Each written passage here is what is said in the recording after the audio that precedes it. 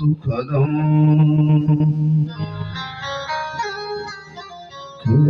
केवलं ज्ञानमूर्तिम्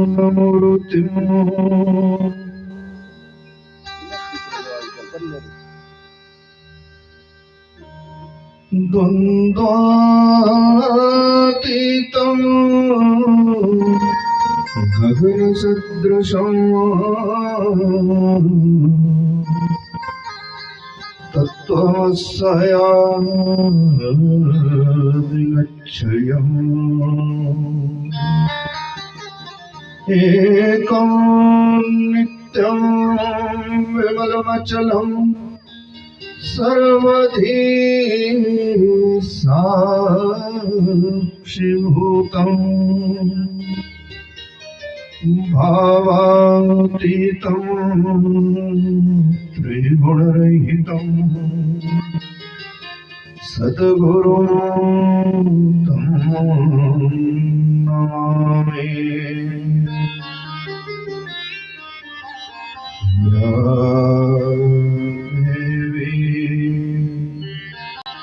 स्तूयते नित्यम् विबुधैर्वेदवारगैः सा विभवतु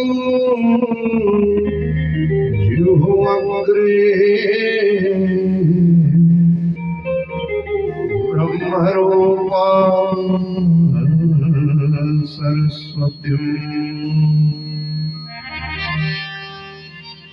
गजाननं भूतगणाधिसेवितं कपित्थजम्बो फलचारुभक्षणम्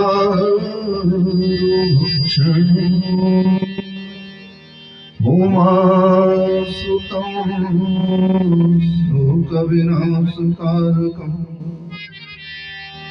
नमामि विघ्नेश्वर पादपङ्कजम्।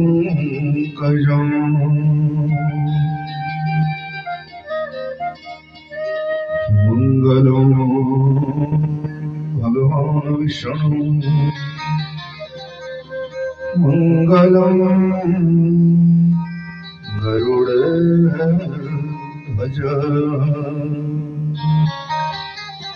मङ्गलं पुण्डरीकाक्ष मङ्गलायतनो हरे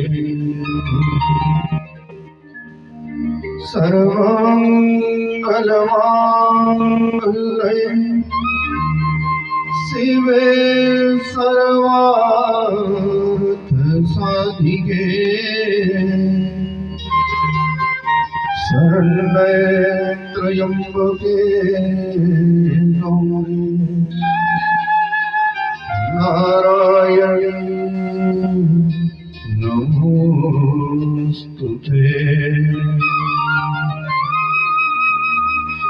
मनोजवं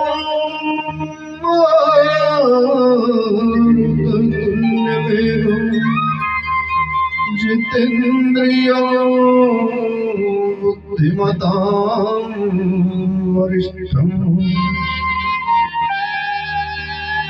वातात्मजं वानरयूथमुख्यम् श्रीरामदूतं शरणं प्रपद्ये। शङ्करं शङ्कराचार्यं केशवं बादरायणम्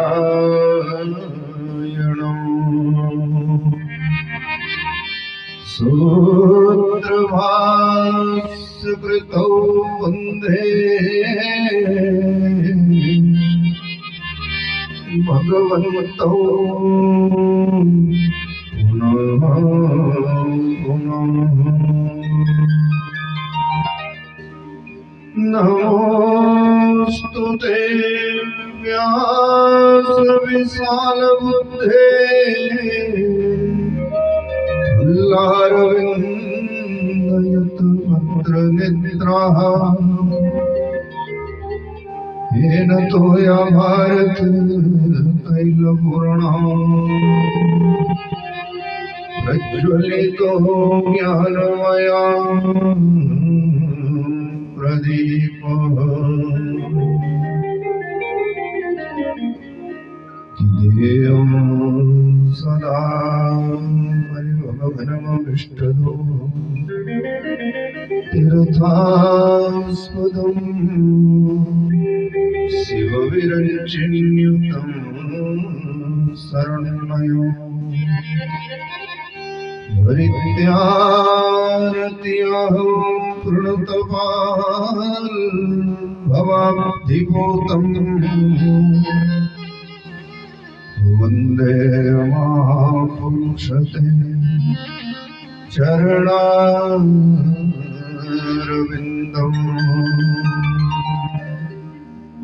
विनायकं गुरुं भानुं ब्रह्मा विष्णु महेश्वरम् सरस्वतीं प्रणम्यादौ सर्वकार्यार्थं सिद्धये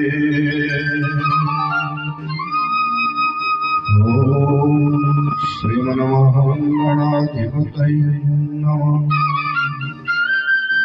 ॐ भूर्भुवस्सु सृष्टदेवताभ्यो नमः। ॐ श्रीकुलदेवताभ्यो नमः। ॐ श्रीस्थानदेवताभ्यो नमः। ॐ श्रीग्रामदेवताभ्यो नमः। ॐ श्रीजेतकरं प्रधानदेवताभ्यो नमः। ॐ श्रीशचिपुरन्दराभ्यो नमः। ॐ श्रीवाणी हिरण्यगर्भाभ्यो नमः। ॐ श्रीलक्ष्मी नारायणाभ्यो नमः। ॐ श्री उमामहेश्वराभ्यो नमः। ॐ श्री सर्वेभ्यो देवेभ्यो नमः। श्री सर्वेभ्यो ब्राह्मणेभ्यो नमः। श्री सर्वेभ्यो तीर्थेभ्यो नमः। ॐ श्रीमाता पितृ गुरुचरणकमलेभ्यो नमो नमः।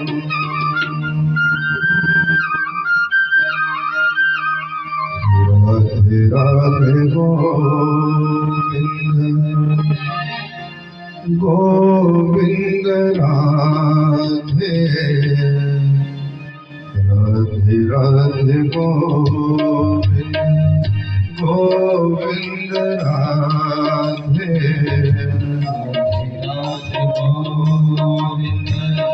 गोविंद राधे राधे राधे गोविंद गोविंद राधे गोविंद राधे गोविंद राधे गोपाल राधे गोविंद राधे गोपाल राधे गोविंद राधे गोपाल राधे गोविंद राधे गोपाल राधे राधे राधे गोविंद राधे गोविंद राधे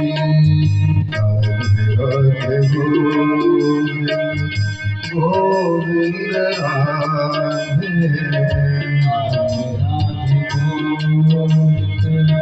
गोविंद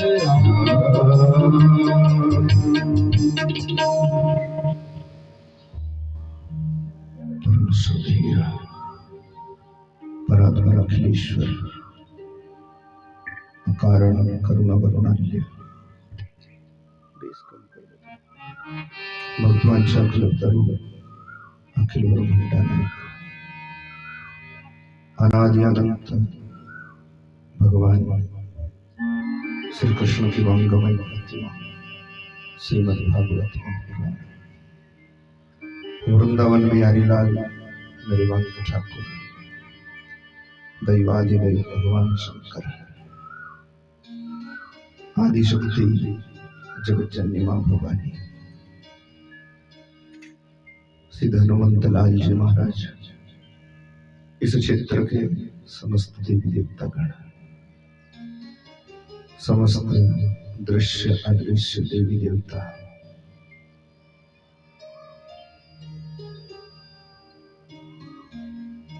जिनके नाम को लेकर हम आप सब समय समय पर यहाँ एकत्रित होते हैं, ऐसे सिद्ध पुरुष हम आप सबकी समय समय पर रक्षा करने वाले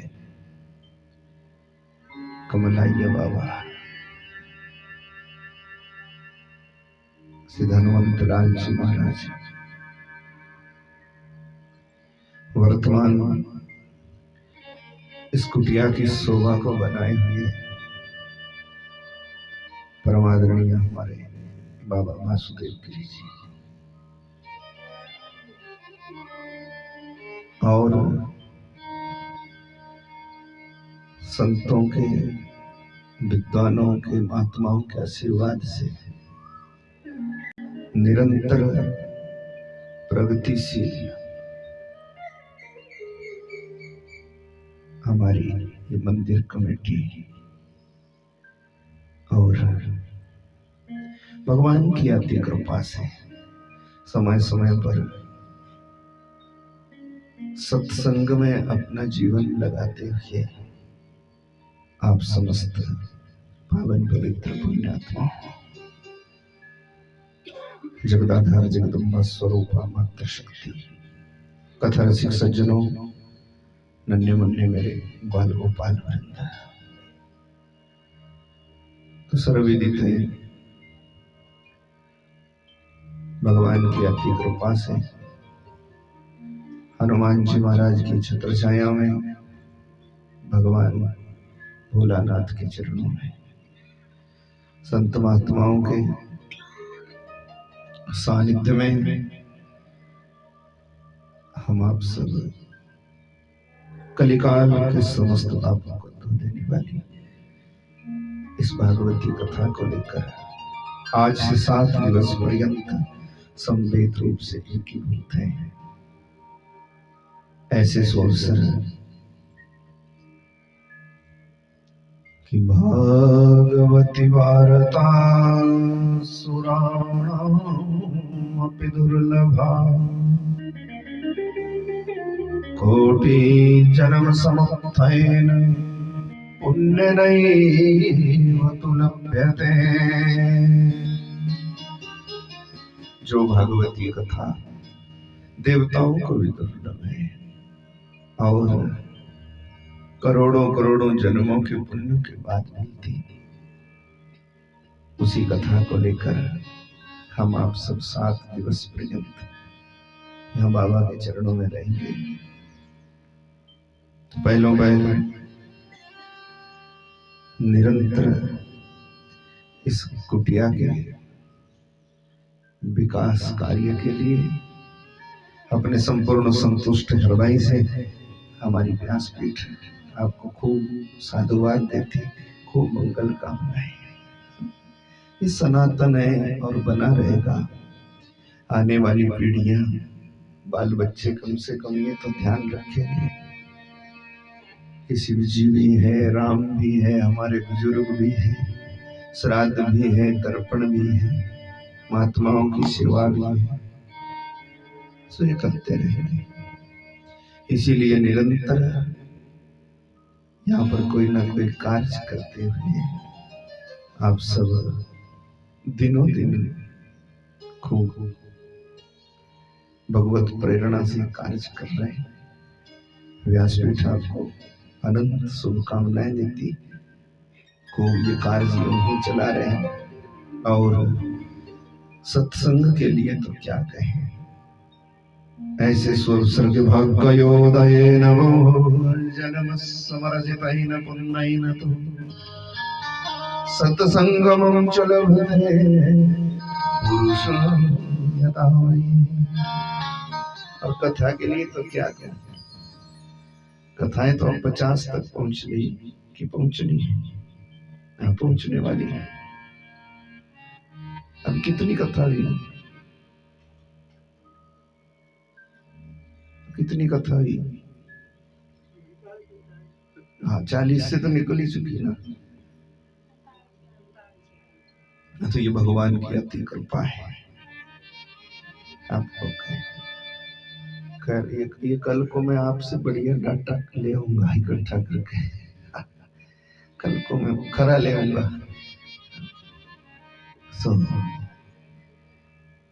ऐसे अवसर भगवान की अति कृपा से आते हैं। और आपको कहें कि अगर भगवान की कृपा ना हो तो हम 1 मिनट को भी यहाँ बैठ नहीं सकते रहे। ये ठाकुर की कृपा है। जिस पर हो जाए तो भाग्योदये नमो जन्म समर्जितैन पुण्यैन तु सत्संगमं च लभते पुरुषो यथा वै। सत्संग बड़े भाग से मिलता है, नहीं तो सोचते ही रह जाते हैं लोग कथा करनी है, कई कई साल हो जाते हैं। ऐसे बहुत भगत हमारे पास है और ऐसे भी बड़े भारी हैं कि उनका पता ही नहीं लगता कथा कहीं और होनी थी और रातों रात भगवान ने उन पर कृपा करी तो वही कथा हो।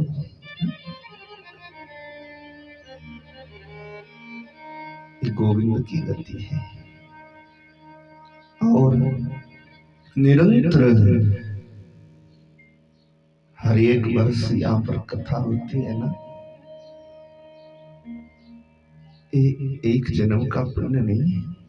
और मैं तो कहूं आप सबके ये 21 पीढ़ियों के पितृ देवताओं का आशीर्वाद है कि सत्संग हर वर्ष होता रहता है।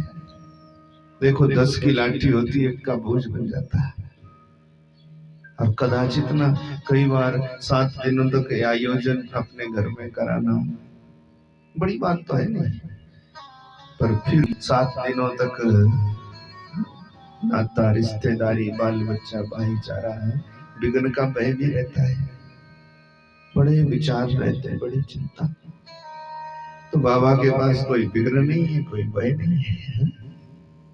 सो निरंतर अनेक वर्षों से ये सत्संग, और हम तो अपने व्यासपीठ से उन विद्वानों को भी प्रणाम करें कि जिन्होंने ये परंपरा आपको बांध दी भाई है। शुरू में जिन्होंने ये परंपरा गांठ दी ना, क्योंकि मुश्किल होता है ऐसी जगहों में। आज तो सारी सुविधा है, आज तो सब है, और अब सुविधा होते हुए भी हम सत्संग ना करें तो ठीक नहीं। और जब पता नहीं कुछ मिलता था कि नहीं मिलता था, कैसे बेचारे रहते, आंधी तूफान भी, लाइट नहीं होती, क्या नहीं। आज तो और ये सब भी हमारे देखते देखते किया भगवान ने। तो आपको इस सत्संग के लिए, इस महान यज्ञ के लिए व्यासपीठ आनंद शुभकामनाएं देती है। आइए परम पूज्य सदगुरुदेव भगवान को वंदन करके आज की इस प्यारी चर्चा को प्रारंभ करें।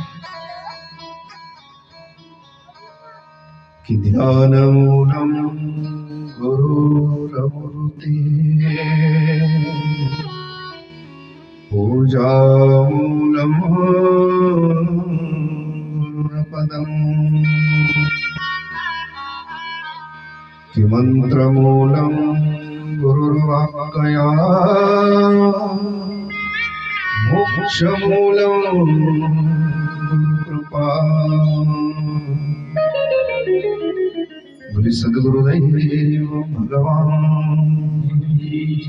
श्री वृंदावन बिहारी लाल की जय। शंकर भगवान की जय। कि हनुमंत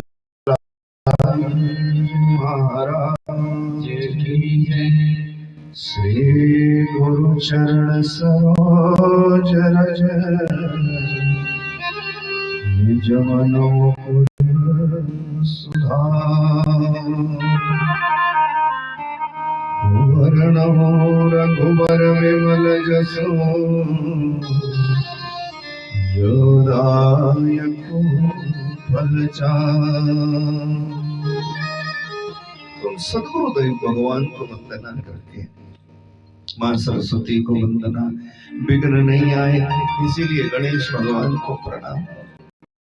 क्योंकि कलयुग है ना, हम कई बार सुनाते रहते हैं आपको, कलयुग है और कलयुग में कोई अच्छा काम हो ना, कोई पुण्य का कार्य हो, कोई यज्ञ हो, पूजा पाठ हो, धर्म कर्म का काम, तो कलयुग का स्वभाव ही है उसमें विघ्न कर देना। और किसी का नहीं, ये समय का प्रभाव है। अगर कहीं धर्म का काम होएगा ना तो विघ्न बड़ा होता है। कहीं अगर कोई पुण्य का कार्य, कोई तीर्थ यात्रा, कोई सत्संग, कोई यज्ञ भंडारा, पूजा पाठ, तो डर रहता कब विघ्न आ जाए।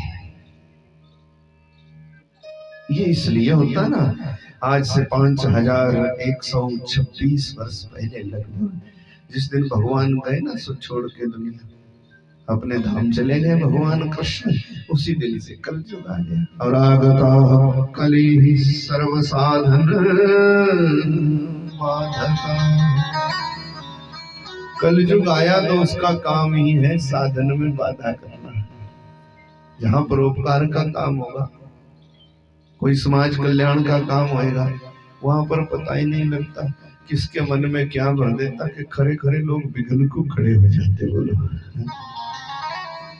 और जहाँ कहीं निंदा, चुगली, चोरी और मुकदमेबाजी, किसी को नीचा दिखाने का काम हो ना, उसमें शत्रु भी आकर के कहते यार मैं तेरे साथ हूँ, दे जरा फेरा। बोलो, है कि नहीं? ये कलयुग का स्वभाव है, इसमें विघ्न का भय रहता है। और यज्ञ में तो ये कलयुग जरूर विघ्न करने को आता है, पर जहाँ पर गुरु कृपा हो जाए वहाँ विघ्न नहीं है। जहाँ पर माँ सरस्वती की कृपा हो जाए वहाँ वाणी में कोई किसी प्रकार की तकलीफ नहीं है। और जहाँ पर गौरी के लाल गणेश भगवान पधार जाए ना, वहाँ पर विघ्न का तो सवाल ही नहीं।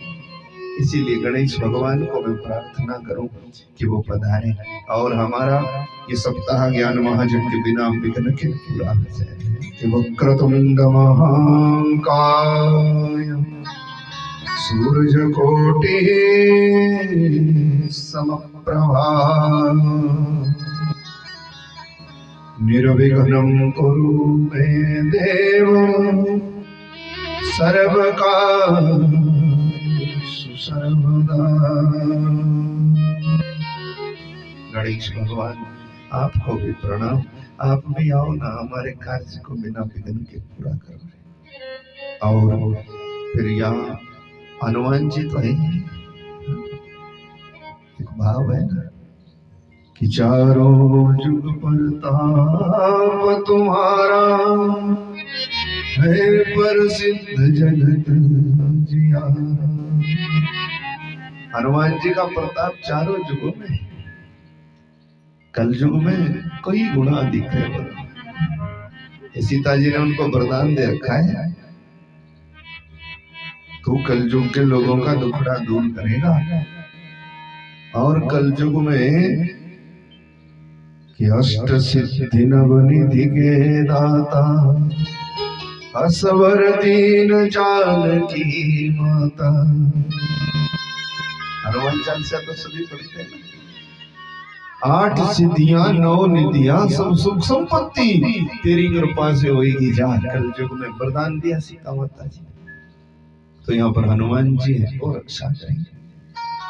फिर भोला बाबा जो जगत के आधार है सो है, उनको भी व्यासपीठ प्रणाम करती कि वो भी अपने इस कार्य को बिना विघ्न के पूरा करते हैं। फिर संत महात्माओं को और इस इलाके की समस्त दृश्य अदृश्य दिव्य चेतनाओं को, समस्त देवी देवताओं को, क्योंकि अपना हिमांचल तो देव भूमि है और उसमें मंडी का इलाका और ज्यादा श्रेष्ठ है। कदम कदम पर देवी देवता है, इसीलिए भगवान सब देवी देवताओं को हम प्रार्थना करें कि वो हमारे यज्ञ की रक्षा करें। महाराज ये सब रहेंगे ना विघ्न होएगा ना बाधा होगी। और देवी देवताओं को कभी भूलना नहीं चाहिए, याद रखना। सूरज देवता को भूल गए तो सवेरा नहीं होएगा, चंद्रमा को भूल गए तो दिमाग में ठंडक नहीं आएगी, वरुण देवता को भूल गए तो जल कहां से आएगा नहीं। और यहाँ तो अगर वायु देवता को भूल गए तो है एक सांस का झगड़ा, लिया लिया लिया न लिया, क्या भरोसा कल तक मुसाफिर जिया। एक सांस का ही तो सवाल है, सांस अटक गई तो गए। और ये वायु देवता अगर बढ़िया चलता रहेगा ना तो जीवन बढ़िया चलता है। तो बोलो है इंद्र देवता है, सूरज है, चंद्रमा है, सब देवी देवता हमारी रक्षा करते हैं ना। ऐसे हमारे बुजुर्गों ने कितना अच्छा हमारा स्वभाव, हमारे संस्कार बनाए कि बोलो फिर किसी इलाके का देवता है, फिर किसी गांव का देवता है, किसी खानदान का देवता है, फिर सबका अपना अपना देवता भी है। इसको इष्ट बोलते हैं। वो इष्ट सबका अपनी मति के अनुसार हो सकता है। पति का इष्ट हनुमान जी है तो पत्नी का दुर्गा माता हो सकती है। जहाँ उसका मन लगता है, इष्ट का मतलब है जिससे प्यारा उसको कुछ भी ना लगे। तो देखो हमारे कुल के देवता है, इष्ट देव है, इलाके के देवता, गांव का देवता, सब है ना। देवताओं के अधीन है ये संसार, इसीलिए देवता को कभी भूलना नहीं। और यहाँ पर भी सब देवी देवताओं को हम प्रणाम करते हैं कि वो हमारी रक्षा करेंगे, हमारे यज्ञ की रक्षा करेंगे। फिर इन सब देवी देवताओं का जो मूल है भगवान श्री हरि, भगवान श्री कृष्ण, उनकी साक्षात प्रतिमा है श्रीमद् भागवत, उसी को लेकर के हम बैठे हैं। सो भगवान तो आएंगे ही, क्योंकि जहाँ भागवत होती वहीं भगवान होते भाई। तो हम पहले कृष्ण को प्रणाम कर लें और फिर प्रारंभ करें कि सच्चिदानंद रूपा विश्वोत्पत्त्यादि हेतवे तापत्रय विनाशा श्री कृष्णाय वयं नमः। जो सच्चिदानंद भगवान है, सत्य है, चित्त है, आनंद है, ऐसे कन्हैया जिनकी दया दृष्टि से देवी भी चल रही, देवता भी चल रहा, ये दुनिया भी चल रही, ऐसे वो कण कण में विद्यमान भगवान, उनको व्यासपीठ से प्रणाम करें कि वो बुलाएंगे ना प्रेम से तो वो जरूर आएंगे।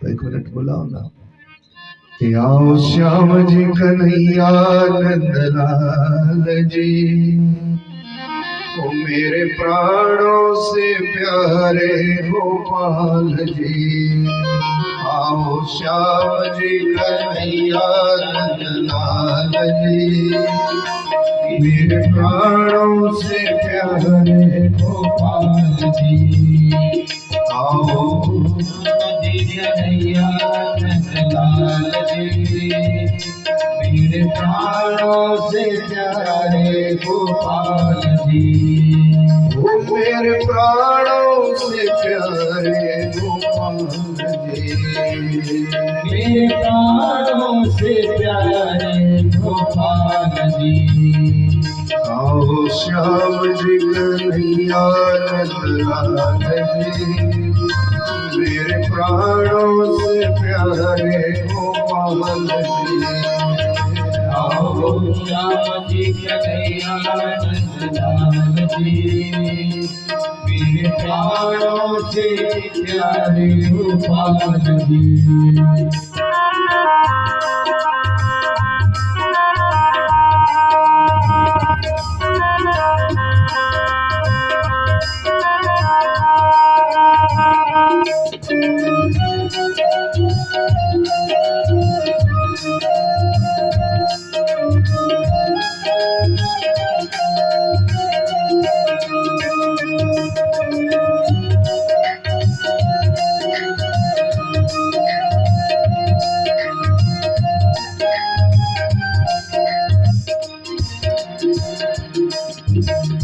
मैं राह न जानूं प्रेम की, सावरिया चित चोर,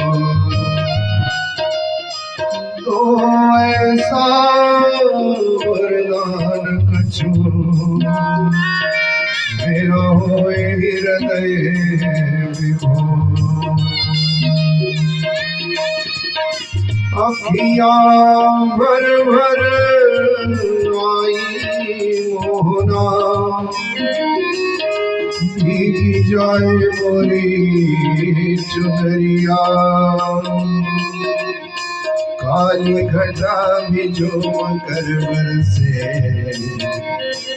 कैसे आऊं तोरी नगरिया, आओ श्याम जी कन्हैया नंदलाल जी, मेरे प्राणों से प्यारे गोपाल जी, आओ श्याम जी कन्हैया नंदलाल जी, मेरे प्राणों से प्यारे गोपाल जी, ओ मेरे प्राणों से प्यारे गोपाल जी, ओ मेरे प्राणों से प्यारे गोपाल जी, आओ श्याम जी कन्हैया नंदलाल जी, मेरे प्राणों से प्यारे गोपाल।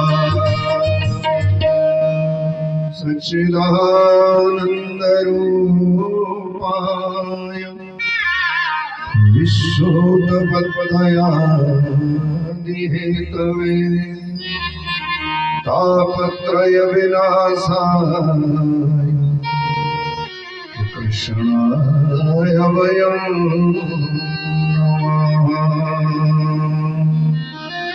ऐसे सच्चिदानंद स्वरूप भगवान को हम प्रणाम करें, क्योंकि भागवत उन्हीं का स्वरूप है। और जहाँ भागवत रखी जाती है, रखी जाने का मतलब कि पूजा करके स्थापना करी जाती है। रखी तो दुकान में ली जाती है, और दुकान में उसी पर जूते से चढ़ जाते, ऊपर की किताब निकाल ले, नीचे ग्रंथों की पेटी रखी है, पर तो चढ़ जाते हैं किसी। यहाँ तो भाव से सब प्रणाम करते हैं। जहाँ पर विधिवत इस भागवत ग्रंथ की स्थापना करी जाए ना, 7 दिनों को, वहां पर अकेली नहीं आती भागवत। कि तत्रैव गंगा तत्रैव जमुना तत्रैव सिंधो सरस्वती च। सर्वाणि तीर्थानि वसन्ति तत्र यत्र श्रीमद्भागवतम्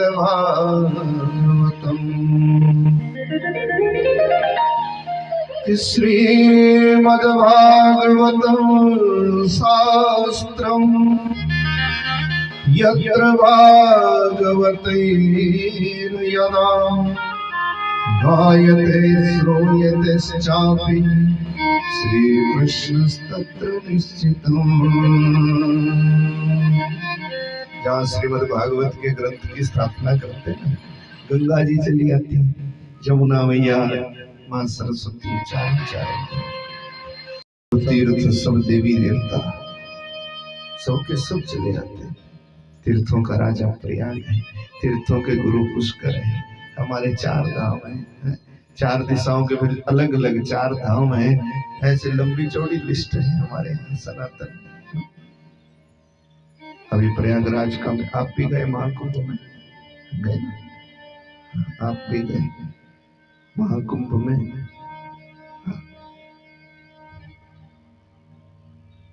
तीर्थराज का मेला है। खैर सभी को जाना चाहिए, जितनी भगवान कृपा करे उतना जाना। तीर्थ यात्रा अनुभव देती है, और इस बार के इस महाकुंभ ने तो कैसा अनुभव दिया रे, पूछो ना। करोड़ों लोग एक साथ इकट्ठे, कहाँ देखे किसी ने। मैं तो समझता इतना पुण्य तो लोगों को भीड़ देखने का ही मिल गया, जिंदगी में कभी देखी नहीं। और पूरी जिंदगी के पूरे कार्य भी मिला करके देखेंगे ना तो भी इतनी भीड़ थोड़ी बन पाएंगे। करोड़ों लोग एक साथ, इतना तो वही पुण्य हो जाएगा। इतने अगर रोज भीड़ भड़ाके में भी रहो तो पूरी जिंदगी के मिला करके भी इतनी भीड़ थोड़ी इकट्ठी होगी एक जगह। ये सनातन की महिमा है। अब जो गया नहीं उसको मजाक लगता होगा, और जो 2 दिन घुटता रहा वो सोचता होगा कि कैसी होती भीड़ भाई। इसीलिए तीर्थ यात्रा अनुभव देती, आपको हम बार बार कहते हैं तीर्थ यात्रा जिंदगी में जरूर करो, और सावधानी रखो, जितना हो जाए उतना जवानी में कर लो। तीर्थ यात्रा बुढ़ापे की नहीं है। ये तो बुजुर्ग लोग बेचारे मोह माया में रहते। कैसे मोह माया में कि चलो बाल बच्चा बड़ा हो जाए, पढ़ लिख जाए, इसका ब्याह हो जाए, फिर माँ जी बोलती नहीं नहीं पोता देखना है, तब होएगा गंगा स्नान। ऐसे नहीं, तब बाबूजी फिर नहीं जा पाते, तब बुढ़ापे में जाते हैं। पर आपको निवेदन करूं, अब जमाने बदल गए, सुख सुविधा का जमाना है, साधन संपन्न जमाना है। तो अब जितना हो जाए ना तीर्थ यात्रा, भगवान जितना मौका अगर कभी दे तो चूकना नहीं चाहिए। हो जाए तो जवानी में कर लेनी चाहिए।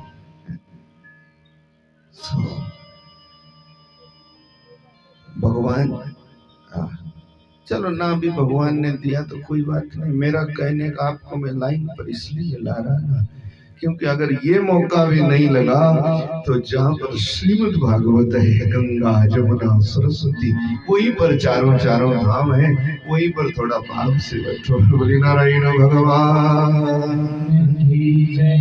वहीं पर गंगा जी है, वहीं पर जमुना, वहीं सरस्वती, भगवान की साक्षात मूर्ति है भागवत है। मेरा कहने का ये भाव है।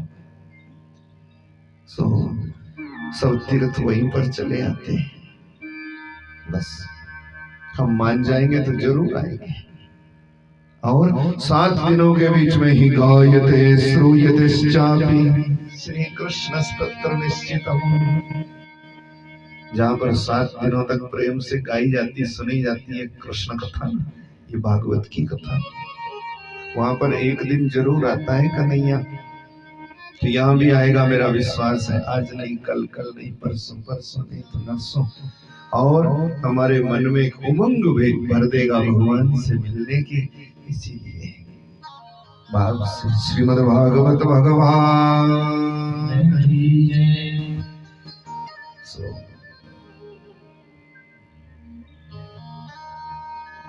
अब मैं प्रारंभ करूं श्रीमद् भागवत की कथा। किसी कथा को सुनने के लिए पहले उसकी महिमा की जानकारी होना जरूरी है। उसको मातम बोलते हैं। और इतनी कथाएं जहां हो गई वो जगह तीर्थ हो जाती भाई। और आपको तो मैं ये सलाह देता ना कि अगर लगता है कोई पीड़ा है जिंदगी में, लगता है कि हम तीर्थ में भी नहीं जा सकते, लगता है कि हम कोई दान पुण्य भी नहीं कर सकते, लगता है कि अब देह साथ नहीं देती, कोई व्रत पूजा भी नहीं कर सकते, तो कहीं भी भटकना नहीं है, सीधे चले आना और यहाँ पर बैठ करके न घंटा 2 घंटे चुपचाप ओम नमो भगवते वासुदेवाय, ओम नमो भगवते वासुदेवाय। मैं तो आपको कहता, आपको कई कई बार 4 धाम की यात्रा का फल देगा भगवान। क्योंकि जहाँ पर कई बार भगवान की कथाओं के प्रसंग हो जाए ना, वो जगह किसी तीर्थ से कम नहीं होती भाई। ये तीर्थ है जहाँ पर भगवान की कथाओं के प्रसंग हो। ये देवताओं का कृपा प्रसाद है, ये बुजुर्गों की छत्र छाया है। बोलो, अगर ना भी कहीं तीर्थ में जा सको ना बस में बैठ सको, उल्टी आती हो और हाँ कैसे भी नहीं जा सकते हो, तो चुपचाप, और मान लो देह ने कोई ऐसी साधन नहीं रखा है, शरीर काम नहीं करता, तो चुपचाप आकर के बैठो और ना इधर की चिंता करो ना उधर की परवाह। ये पहली सलाह हमारी आपको, बैठ करके यहाँ पीपल के नीचे ओम नमो भगवते वासुदेवाय, ओम नमो भगवते वासुदेवाय।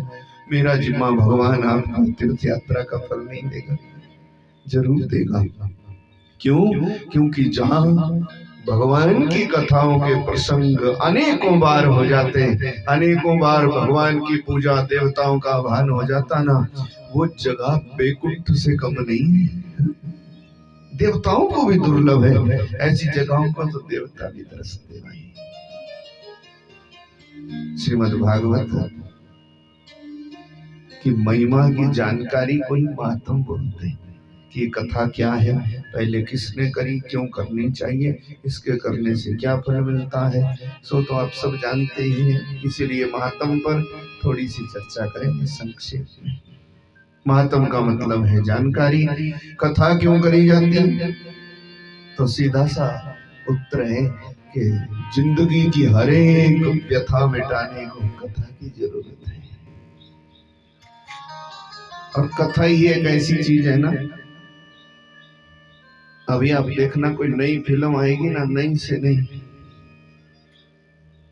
मन में इतना चाव होगा कि चलो चलो उसको देख लेते, पर उसको देखते देखते आपको 10 बार अपने और काम की याद आएगी।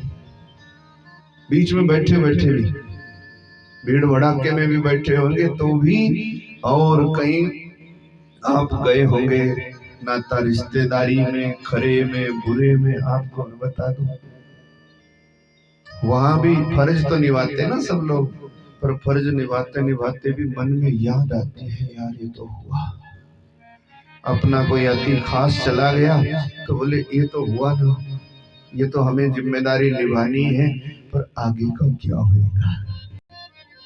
कितनी बार वही पर ये याद आ जाती, आगे कैसे काम होगा। पर कभी आप भगवान की कथा में बैठ करके देखना, पता ही नहीं लगता, ये अद्भुत नजारा है। भगवान ध्यान ही भुला देते इधर उधर का, जितनी देर को बैठे रहो ना, पता नहीं ये तार कैसे जुड़ जाता है, सारे ख्याल ही भूल जाते हैं।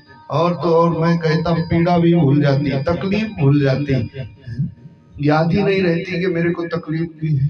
कईयों को यही याद नहीं रहती कि मेरे को चोट भी लगी है। हमने ऐसा भी देखा है, जिन माताओं को चोट लगी थी टांग में, जब ठुमका लगाने लगी तभी पता लगा उठा नहीं जा रहा, बोले भूल ही गई कि चोट लगी है। तो जिंदगी की हर एक व्यथा को मिटाने की जो ताकत रखे ना, वो है कथा। सीधी बात। तो जिंदगी में व्यथा ना हो तभी भजन हो सकता। अगर हम दुखड़ा, दरिद्रता, ये सब पीड़ा, कष्ट, चिंता ये रोते रहेंगे तो भजन थोड़े ही होगा।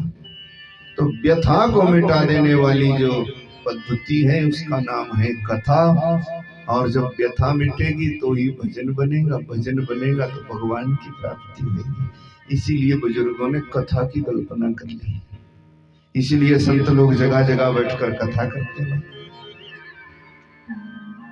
ऐसे ही एक बार तीर्थ धाम नैमिषारण्य में बैठे थे सूत सौनकादि ऋषि,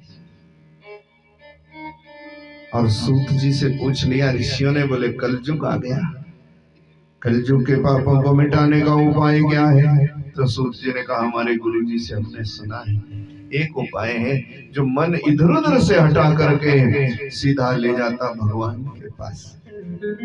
वो सत्संग है, भगवान की कथा है। श्रेयसां यद भवेत् श्रेयं पावनानां च पावनम्। सब में श्रेष्ठ जो साधन है उनमें सबसे श्रेष्ठ है ये श्रीमद् भागवत। मंगलो मंगल है, अर्थात खरे से भी खरा, मंगलों में सर्व मंगल, भगवान की प्राप्ति करा देने वाला। तो ऋषियों ने कहा था, भाई सुनाओ कितना समय लगेगा? बोले 7 दिन लगेंगे। ऋषियों ने सोचा ये सूत जी है, क्या पता इनके 7 दिन कितने लंबे चौड़े होंगे, क्योंकि जिस पर गुरु कृपा हो जाए ना, उसको कोई काम कठिन नहीं रह जाता, पर बस ये कृपा जिंदगी में पाई जाए तो। सो महाराज बोले 7 दिनों में सुनने पर बेड़ा पार होता है। तब कह दिया था, सुनाओ तो जरूर, पर पहले ये बताओ कि आज तक इस कथा को किस किस ने सुना, किस किस का बेड़ा पार हुआ? क्योंकि कलयुग आएगा तो लोग होंगे आलसी, लोग होंगे मंदबुद्धि, और बड़ी बात होगी ये कि कलयुग में लोग होंगे अल्पायु। कलयुग में लोगों की उम्र कितनी होगी ये भरोसा थोड़ी। सतयुग में लाखों साल जीते थे लोग, त्रेता युग में हजारों साल जीते थे, द्वापर में सैकड़ों साल, और कल युग में तो 100 में ही बांध के रख दी उम्र। 100 साल भी कौन जिए भाई? निद्रया ह्रियते नक्तम भयावायेन शवावयम् दिवाचारथे अयाराजन् कुटुम्ब भरणे नमः। 100 साल कौन जीता है? पर प्रश्न जीने और मरने का नहीं है, प्रश्न ये है कि जितने दिन भी हम ये मानव देह लेकर के रहते हैं ना, उतने दिन करते क्या है?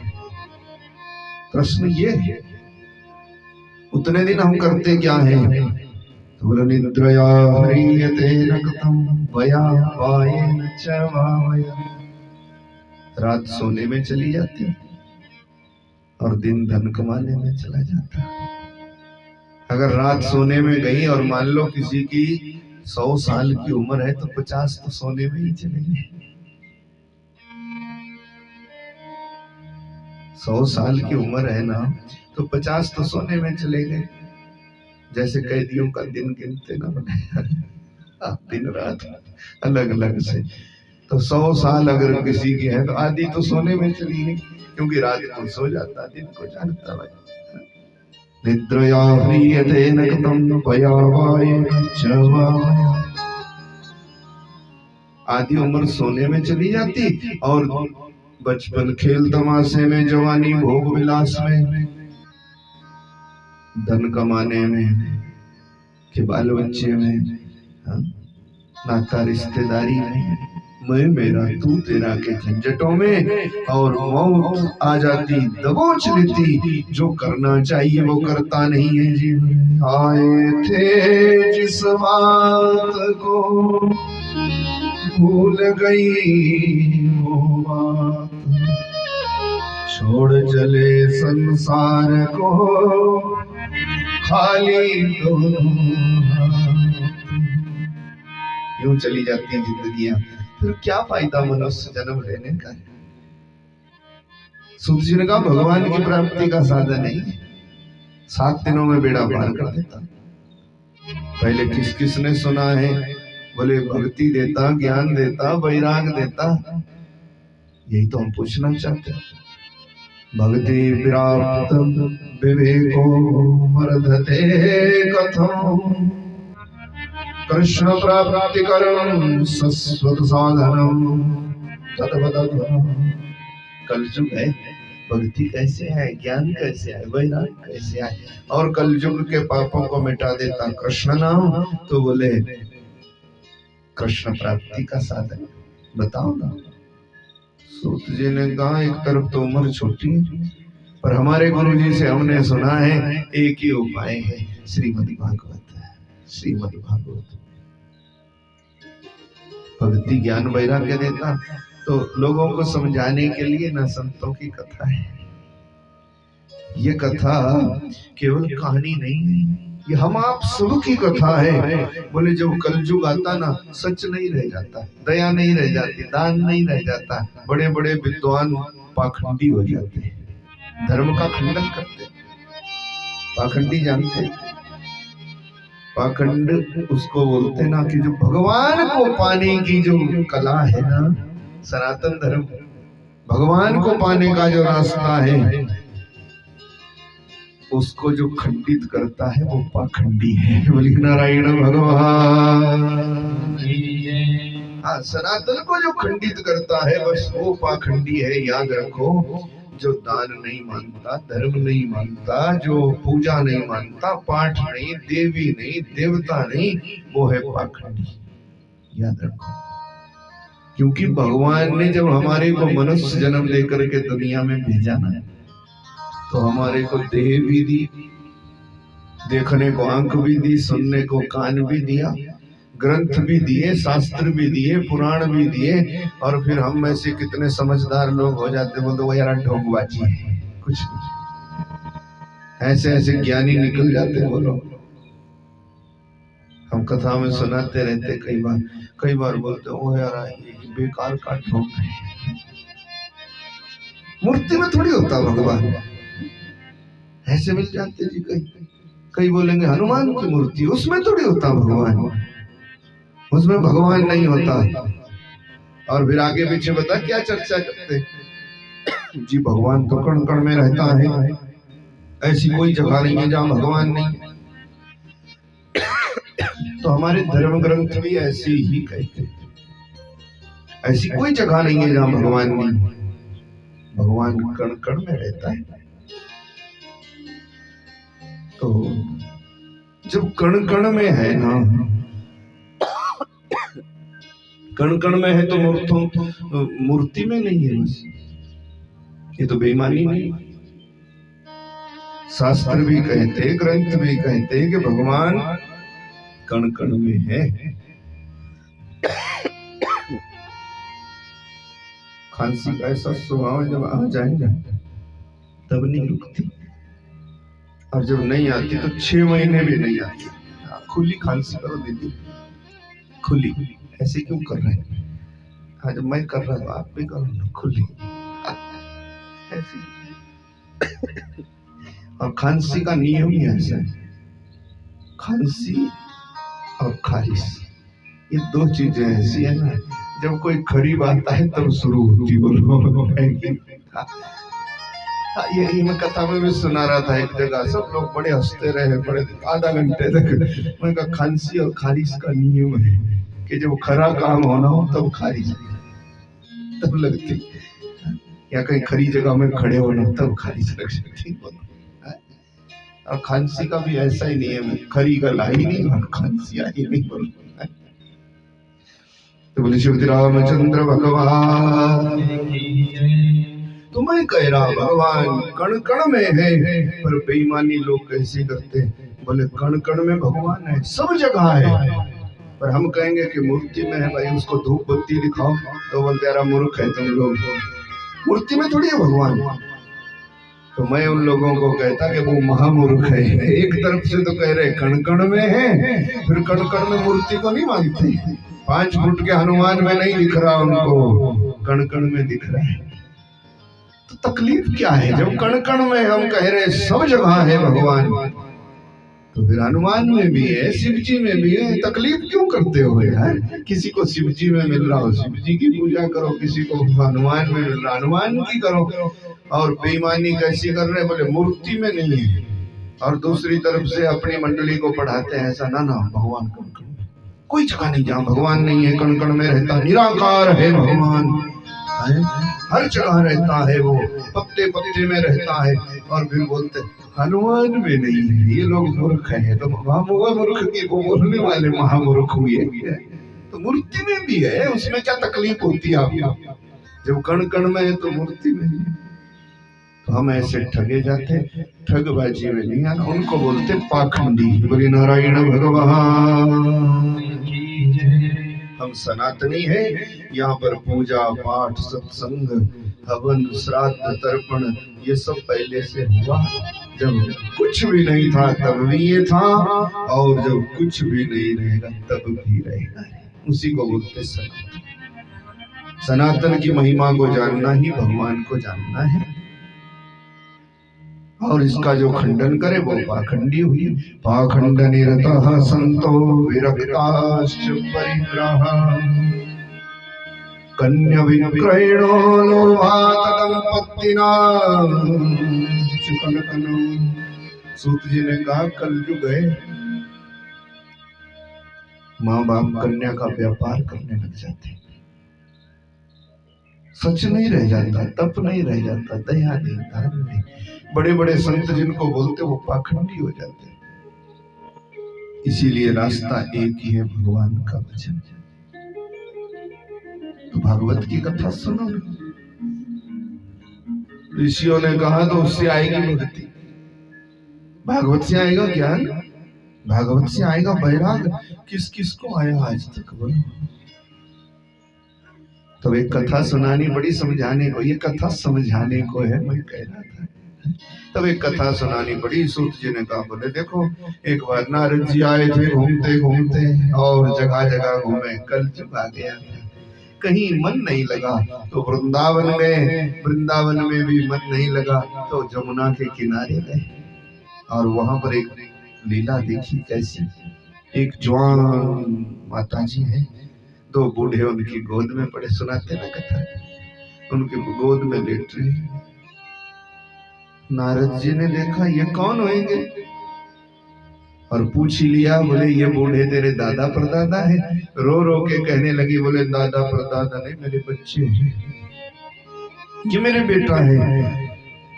नारद जी ने कहा कितना झूठ बोल रही, मैं पीछे से आ रहा, पूरी दुनिया ही झूठ बोल रही। देवी तू तो संसार को बनाती है, तू जननी है, और तू भी झूठ बोल रही।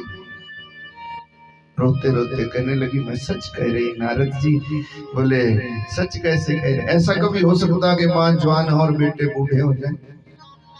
बोले कलयुग है, ऐसा हो जाता है नारद जी। नारद जी ने कहा तू है कौन?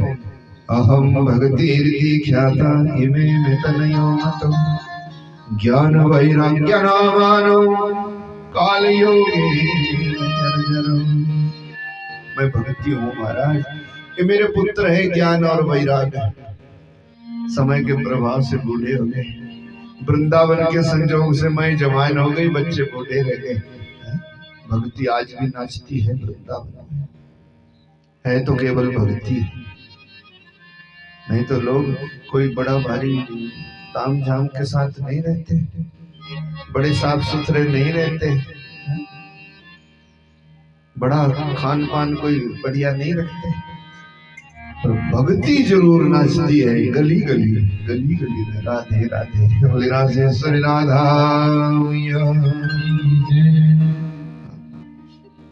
सो महाराज नारद जी गए जमुना के किनारे, तो भक्ति मिल गई, ज्ञान वैराग्य बूढ़े थे। रो रो के कहने लगी महाराज नारद जी मेरे पुत्रों को भी ठीक कर दो ना, ये भी जवान हो जाए।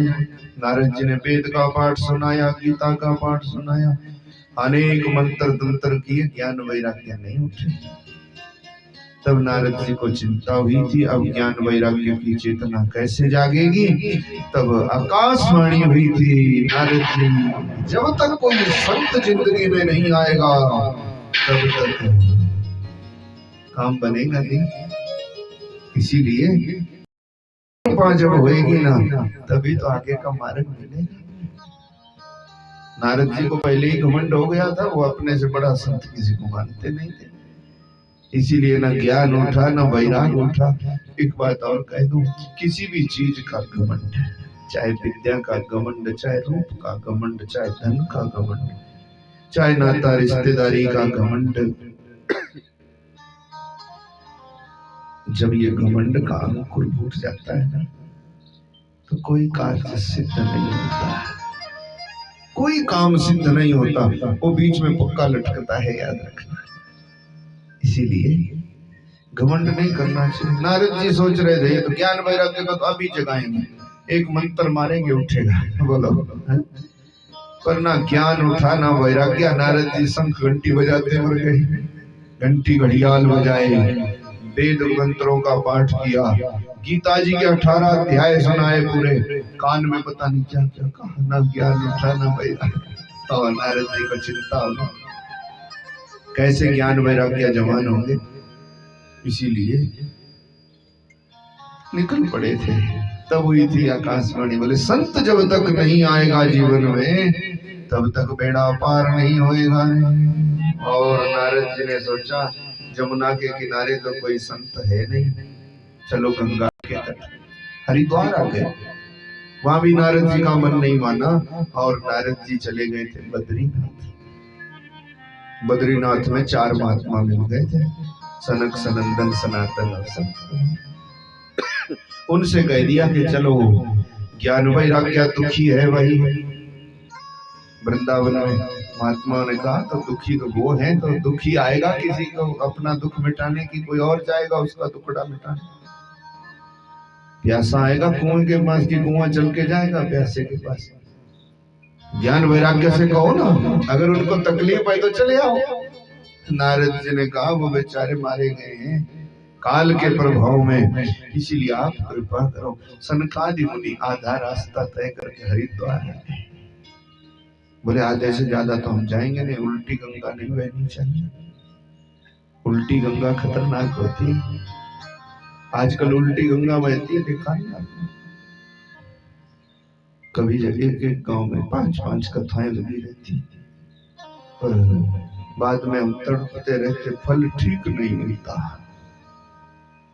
तो एक कहता कि मैं कराऊंगा, दूसरा कहता अच्छा इसने कराई, हफ्ता भी नहीं लगने दूंगा, और तीसरे फिर 2-4 बचोले और आते, सो कहते इन दोनों को बिठा के नारे यार तू अपने घर में करा, देख बोल, और तीसरी शुरू हो जाती है।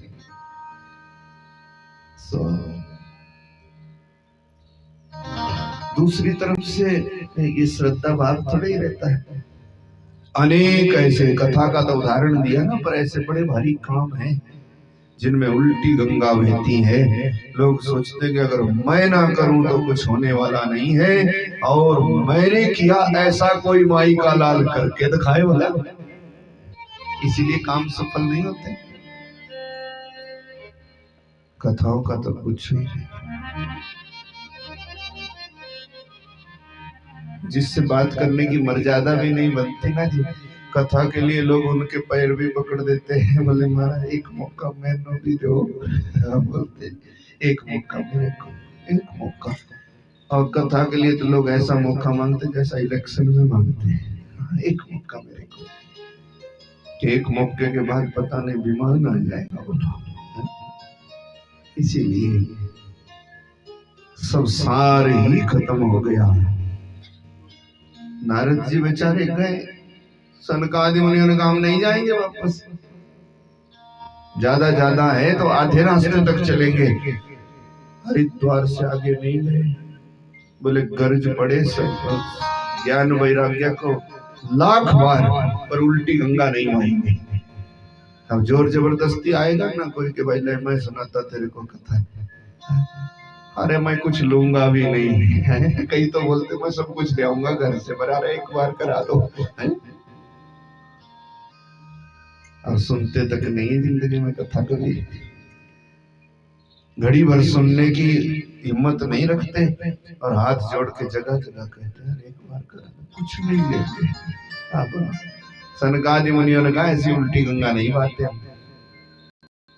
पर इतनी दया कर सकते कि अगर ज्ञान वैराग्य लाचार है तो आधा रास्ता हम तय कर देंगे, आधा ज्ञान वैराग्य को। तो देखो बद्रीनाथ से जितनी दूरी हरिद्वार की है ना, उतनी लगभग हरिद्वार से वृंदावन की, बराबर बराबर। इसलिए आधे रास्ते तक आ गए जी, और उससे आगे नारद जी ने कहा अब बोले अब हम यही कथा सुनाएंगे गंगा जी के किनारे, और ज्ञान वैराग्य में भाव होगा, श्रद्धा होगी तो उनका कल्याण हो जाएगा। और बैठ गए थे हरिद्वार में। हरिद्वार में हर की पौड़ी है नहीं, जहाँ हर की पौड़ी से आगे गौ घाट है, हनुमान घाट है, अनेकों घाट है। गंगा जी के तट एक घाट है आनंद घाट। कभी आप जाओ तो दर्शन करो, शायद मैं पहले भी कहा आपको। ये आनंद घाट वही जगह है जहाँ पर सनकादि मुनियों ने कथा सुनाई, नारद जी ने सुनी, और 7 दिनों में ज्ञान वैराग्य और भक्ति नाचते नाचते हरिद्वार आ गए। ये वही जगह है। गंगा द्वार समीपे तटमानंदना, गंगा के तट पर जो आनंद घाट है वहीं पर ये कथा हुई।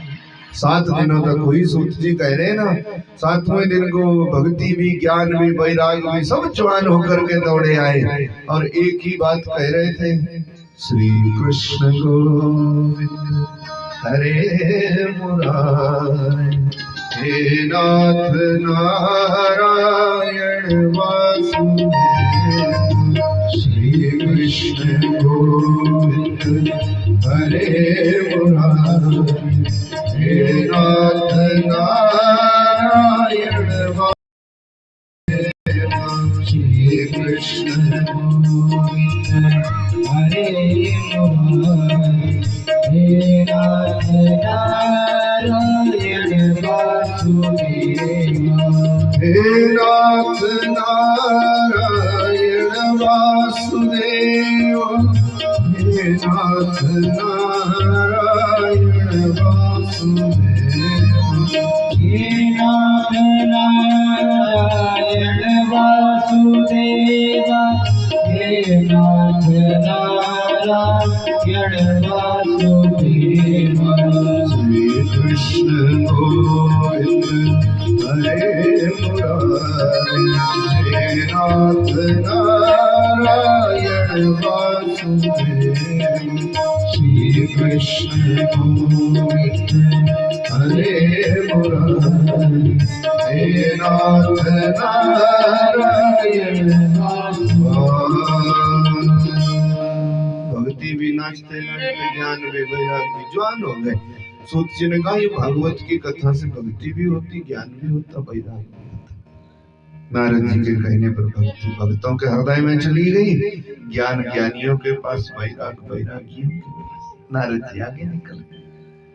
तब समझाया कि भक्ति भी आती, ज्ञान भी आता, वैराग भी आता भागवत से।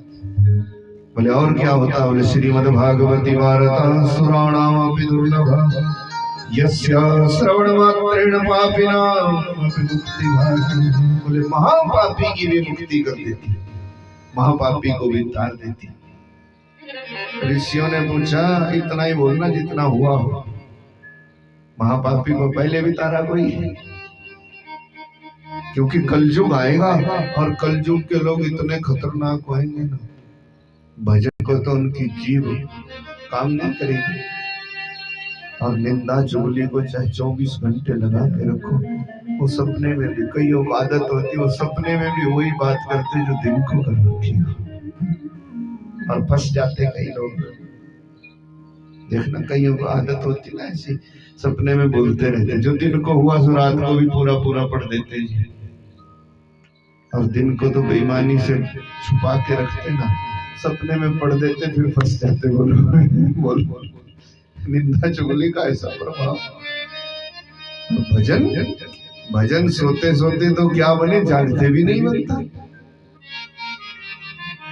कहीं भगवान के आगे बैठो तो एकदम से जमाई आ जाती, कभी देखना पूजा करने को बैठ, कभी माला पकड़ो एकदम से जमाई, क्योंकि भजन आसान नहीं है भाई। और इस भागवत की कथा है, महापापी की भी मुक्ति कर देती। तो बोलो किस महापापी की मुक्ति करी? तब सूत जी ने सुनाया, एक दो की नहीं करी, हजारों लाखों करोड़ों की मुक्ति करी है इस भागवत ने। पर सुनो, एक प्रसिद्ध कथा सुनाऊं तुम्हारे को। तब सुनाई धुंधुकारी की कथा। धुंधुकारी प्रेत हो गया। तुंगभद्रा नदी के किनारे एक बड़ा नगर था, सब वर्णों के लोग रहते हैं। आत्मदेव नाम का ब्राह्मण रहता, सब कुछ था घर में। पत्नी का नाम धुंधुली है, औलाद नहीं थी। सुनिए ना धुंधुकारी की कथा, बहुत बार सुनिए ना। 7 गांठ वाला डंडा तभी तो लगाते। आपको मैं संक्षेप में बता दूं, विधि है ना, तो विधि से चलेगी। इसीलिए हर एक प्रसंग को स्पर्श करते करते, और मैं ऐसा मानता कि हर एक प्रसंग को कम से कम याद तो कर लेना चाहिए 7 दिनों में। और अपने लोग चुटकुले में कम विश्वास रखते हैं, फिर तो आप जानते ही है ना। इसीलिए हमने चुटकुला हम कम सुनाते हैं। कथा के हर एक प्रसंग को हम स्पर्श कर लेंगे तो उसका फल है। 2-4 मंत्र यहाँ पढ़ लेंगे तो उनकी ताकत है।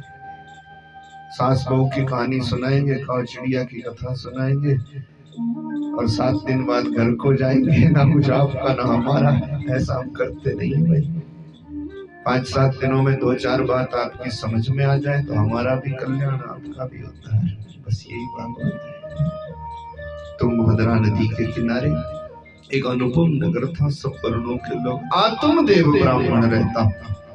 अब आत्मदेव कौन है? आत्मदेव ये कोई अलग से ब्राह्मण क्या समझो, ये आत्मदेव हम सब ही है। बोलो, जिसको औलाद नहीं है सो भी भजन नहीं करता, दुखी है नहीं।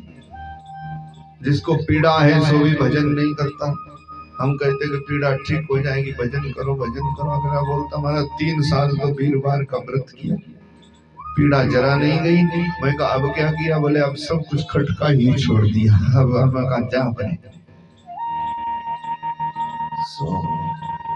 तब उनको हम कहते कि अब वीरवार भूखा मर रहा। जब से आपने पूजा करनी छोड़ दी, बेचारा सूख गया।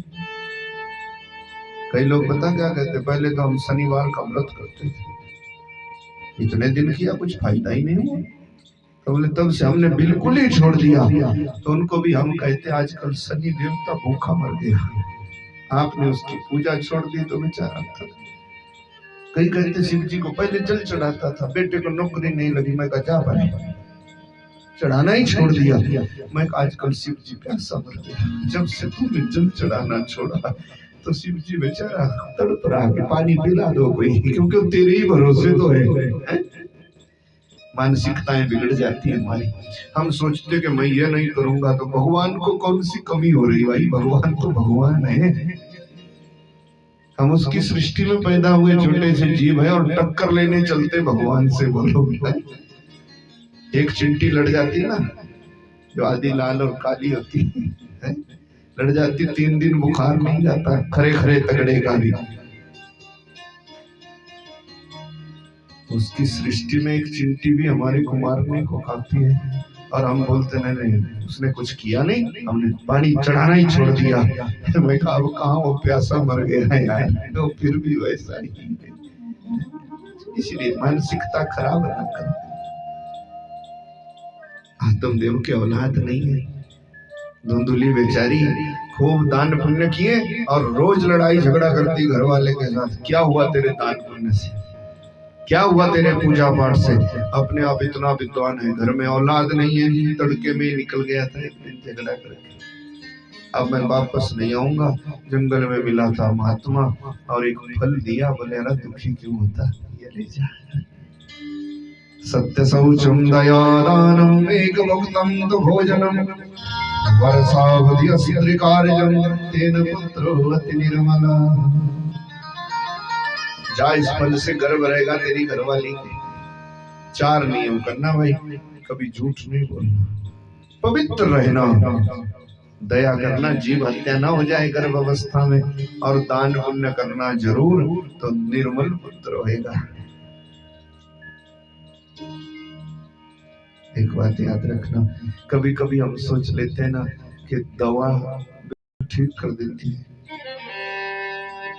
पर जड़ से जो ठीक करती है ना, उसका अनुपान सही होना चाहिए। अनुपान अगर सही हुआ तो बीमारी जड़ से चली जाती है। अगर परहेज नहीं किया ना, तो फिर दवा की मजाल नहीं है कि आपको ठीक कर दे। असल में बात तो यह है ना कि ठीक तो परहेज करता है। बोलो, दवा तो एक बहाना है, दवा से मन बदल जाता है ना, और परहेज बिल्कुल ठीक कर देता है। दवा लेने के बाद फिर से अगर बद परहेजी कर दो तो फिर से बीमार हो जाते हैं। और अगर परहेज रखो पक्का ही ना, तो अगर डॉक्टर ने कह दिया राजमा नहीं खाना, 8 दिन की दवा दी और ठीक हो गए, बोले फिर कह दिया राजमा नहीं खाना, और 10 साल तक नहीं खाए तो 10 साल तक फिर से तकलीफ हुई ही नहीं। बोलो, तो दवा का क्या है, परहेज का है ना, इसीलिए परहेज करना पड़ता। तो महात्मा जी ने बता दिया था, बोले गर्भ तो रह जाएगा ये भेजा फल, पर पुत्र तभी होएगा निर्मल, तभी होगा भगत, तभी होगा सत्संगी। सत्य शौचम दया दानम एक भुक्तम तो भोजनम। जैसा तेरी घरवाली करेगी भाई, सच बोलेगी तो सच्चा होएगा, दया रखेगी तो ईमानदार है, सब होएगा। ये चारों नियम करने। धुंधली को फल दिया तो झगड़ा पड़ गया, ब्राह्मण को भगा दिया, फल गाय को खिला दिया था, गाय भी गर्भवती हो गई, और छोटी बहन ने कहा कि मैं दे दूंगी अपना बच्चा, तो गर्भणी का नाटक कर उसने पेट पर कपड़े की पोटली बांधी, रातों रात बहन का बच्चा आ गया, बधाइयां गाई गई। ब्राह्मण भी आया था, बोले कितना सुंदर बालक है, मैं आत्म देव, इसका नाम चैतन्य देव रखना है। धुंधली ने कहा बेशर्म कहीं का, शर्म नहीं आती, 9 महीने पेट में हमने रखा, और व्रत हमने किया, नियम हमने किए, झूठो झूठ ना, वो तो बहन से आया था रातों रात। बोले सब हमने किया, और फिर नाम तेरा, खबरदार तेरा कोई नाम नहीं होएगा, ये मेरा बच्चा है, मैं धुंधली और मेरा धुंधुकारी। बोले नारायण भगवान, अपने आप ही नाम भी रख लिया धुंधुकारी। गाय की कोख से गाय के कान वाला मनुष्य बालक पैदा हुआ, ये संत का आशीर्वाद था, और इसका नाम गौकर्ण रखा। गौकर्ण और धुंधुकारी पिता के घर में बड़े होने लगे। ऐसी कथा सूत जी ने सुनी। महाराज गौकर्ण तो ज्ञानी हुआ, और ये जो धुंधुकारी हुए महादुष्ट हुआ है। कियत काले दुत्तनयां जाता तावुभौ, गौकर्णा पंडितो ज्ञानी, धुंधुकारी महाखला। गौकर्ण गाय की कोख से पैदा हुआ, बड़ा ज्ञानी हुआ, और धुंधुकारी बड़ा दुष्ट हुआ। 8 साल तक गायत्री मंत्र भी नहीं सीखा, पिताजी विद्वान था, इसीलिए चिंता में पड़ गया। एक दिन बेचारा बूढ़ा बैठा था कोने में, क्या होएगा, मेरा आगे तो काम ही खत्म है, बाल बच्चे नशेड़ी निकल गए, संस्कारहीन हो गए, किसी काम के नहीं। तब आया था गाय का पुत्र गौकर्ण, बोले पिताजी इस चिंता को छोड़ो, कौन होएगा इधर अपना साथी है, मित्र गंग के जल बिंदु पान तक, अर्धांगनी भी बढ़ेगी केवल मकान तक। परिवार के सब लोग चलेंगे शमशान तक, और बेटा भी फर्ज निभाएगा केवल अग्निदान तक। इससे तो आगे भजन ही है साथी, हरि के भजन बिन अकेला रहेगा। इससे तो आगे भजन ही है साथी, हरि के भजन बिन अकेला रहेगा। रे मन ये 2 दिन का मेला रहेगा, कायम न जग का झमेला रहेगा। रे मन ये 2 दिन का मेला रहेगा, कायम न जग का झमेला रहेगा। समझाया था बोले 4 दिन के खेल तमाशे हैं पिता, कौन किसका होएगा, कोई किसी का नहीं। साथी संगी छोड़ देते, लगता है अब मर जाने वाला है तो छोड़ो। घर परिवार छोड़ देता, सब छोड़ना पड़ता, स्वार्थ है। बाल बच्चे शमशान तक, अग्नि दान तक, पिंड दान क्रियाक्रम तक, उसके बाद कौन साथी होएगा। साथी केवल हरि नाम होएगा। जो जिंदगी में खरा कर रखा होगा वही साथ जाएगा। रे खरे का खरा फल है, बुरे का बुरा। गोकर्ण की बात पक्की बैठ गई इसकी समझ में। आत्मदेव थी और भाई 51 का हुआ था। 51 तो जानते ना, 50 साल के जब हो जाओ ना तब भजन किसी भी दिन नहीं छोड़ना चाहिए, ये पक्की बात है। 50 वर्ष के जब हो जाओ शिक्षा ये है। 50 से पहले तो चलो ना कि जरूरी है भाई, नाता रिश्तेदारी करनी है, बाल बच्चा पढ़ाना है ये कमाना है। पर 50 के जब हो जाओ तब ये भी जरूर निभाओ, नाता रिश्तेदारी भी निभाओ, जितना सब व्यवहार है सब करो। पर 50 के बाद 51 आता है ना, उसके दिन 50 जिस दिन पूरे हो जाए उसके बाद एकाग्र होकर के जितना हो जाए, 1 घड़ी आध घड़ी आधते बुनियाद। क्योंकि 50 के बाद खाना पीना भी कम हो जाता है, छूट जाता धीरे धीरे। कई बार कोई बीमारी होती है तो कई दिन खाया भी नहीं जाता। पर एक बात याद रखो, खाओ पियो 50 से पहले जितना खा लिया जाए। 50 के हो जाओ तो परहेज चालू कर दो। भोजन छूट जाए तो छूट जाए, 50 के बाद भजन नहीं छूटना चाहिए। बोले नारायण भगवान, ये नियम है। फिर आगे का भी सोचना चाहिए। ऐसा समझाया गोकर्ण ने धुंधुकारी को। बोले पिताजी 50 तक खा पी लिया, आनंद कर लिया, अब आप 51 के हो गए, इसीलिए अब आप ऐसा करो कि वन का रास्ता लो। और आपको मैं ये नहीं कहता वन में नहीं जाना, घर में ही बैठे बैठे जरूर, चाहे आधी घड़ी को ही भगवान का भजन करना, 5 मिनट को ही मन लगाना भगवान। ऐसा नहीं है कि पूरा रात में और दिन भी छीना झपटी में ये भी कर लो वो भी कर लो। कई बार जैसे जैसे उम्र बढ़ती जाती ना जी, वैसे वैसे ये काम बढ़ता जाता कि अब मैं तो चला जाऊंगा, फिर ये छत बनाने को रह जाए। अब बोलो, एक बेचारा भी ऐसे मर गया, वो बोल रहा था कि ये बस 15 दिन में ये छत तैयार करूंगा, फिर चाहे मर जाऊं, अगली सवेरे को मर गया। ये सच्चाई है, ये सच्ची घटना है। बोल रहा है बस और तो कितना कमा लिया, कितना ये छत बनाने को रह गई, सामान भी फेंकवा दिया ला करके। बोले 15 दिन में छत भी बनाएंगे, फिर आनंद करेंगे, फिर भजन करेंगे। बोलो है तो 50 के बाद कभी ये भरोसा ना करो कि भजन कल करेंगे, और भोजन ना भी हो तो कम कर दो, हल्का कर दो। 50 के बाद परहेज की उम्र शुरू हो जाती है। भोजन के लिए परहेज करो और भजन के लिए बिल्कुल माफी ना करो, भजन जरूर करो। आधी घड़ी को ही हो जाए, क्या जाता है, बड़ा सरल है। राम राम राम राम राम, चाहे 5 मिनट ही बोलो। याद करो जरूर भगवान को कि हम तेरे भेजे हुए संसार में आए, कितनी उम्र हमने प्रेम से काट ली, खाया पिया मौज मस्ती करी, घूमे फिरे, कोई कमी थोड़ी रखी तूने। तेरी कृपा आज तक इतनी हो गई, तो अब इतनी कृपा करके अपने में भी मन लगा। बस यही भागवत है। बोली भागवत भगवान।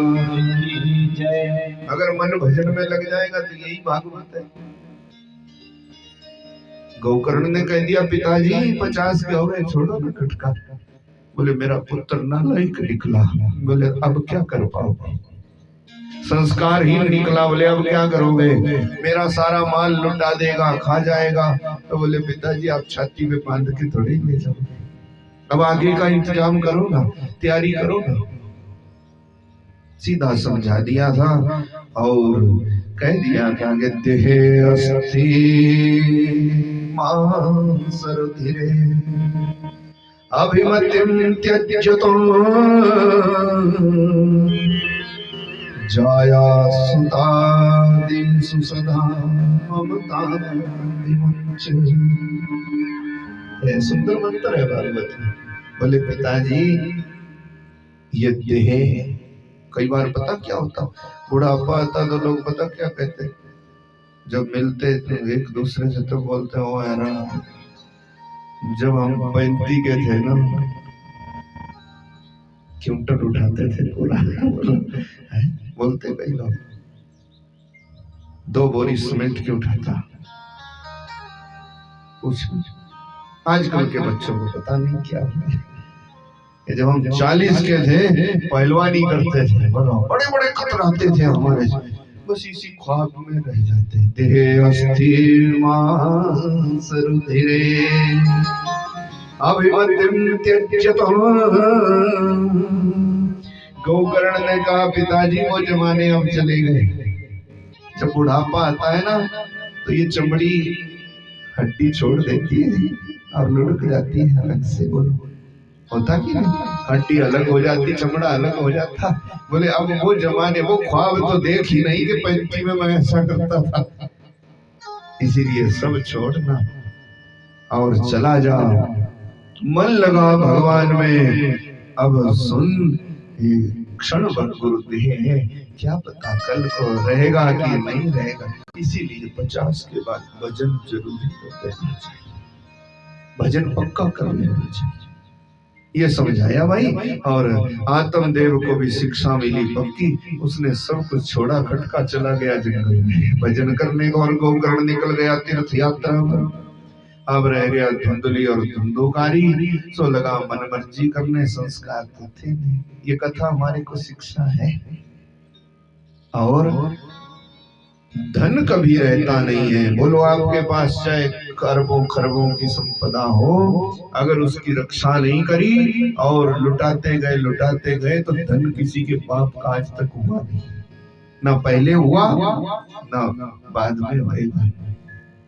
धन का मतलब है खत्म हो जाना, और संसार का मतलब है नष्ट हो जाना, देह का मतलब है मर जाना। आत्मा नहीं मरती, ये देह मरती है। ये किसी की नहीं गई आज तक। सो बस ये मतलब समझ में आ गया। धुंधुकारी के नहीं आया, इसीलिए इसने जो पिताजी ने लाया था धन इकट्ठा किया, बेचारे ने भूखा प्यासा रह के कर्मकांड पूजा पाठ करता है, सबका सब लो जी नशा शुरू कर दिया। लो जी महाराज वैश्यावृत्ति करने लगा। लो जी जो माल था सबका सब बेच बाच करके सब मौज मस्ती करे, घूमे फिरे, और धीरे धीरे धन खत्म हो गया। अब बोलो आदत जैसी जिंदगी में पड़ जाए ना तो उसको छुड़ा नहीं सकते। नशे की आदत पड़ गई तो फिर नशा करोगे कहां से जब पैसा ही नहीं रहेगा। इसीलिए चोरी करनी पड़ती है, इसीलिए डाका डालना पड़ता है, और फिर पकड़े जाते हैं, फिर चित्र परेड होती, सो करना पड़ता, आदत हो गई ना।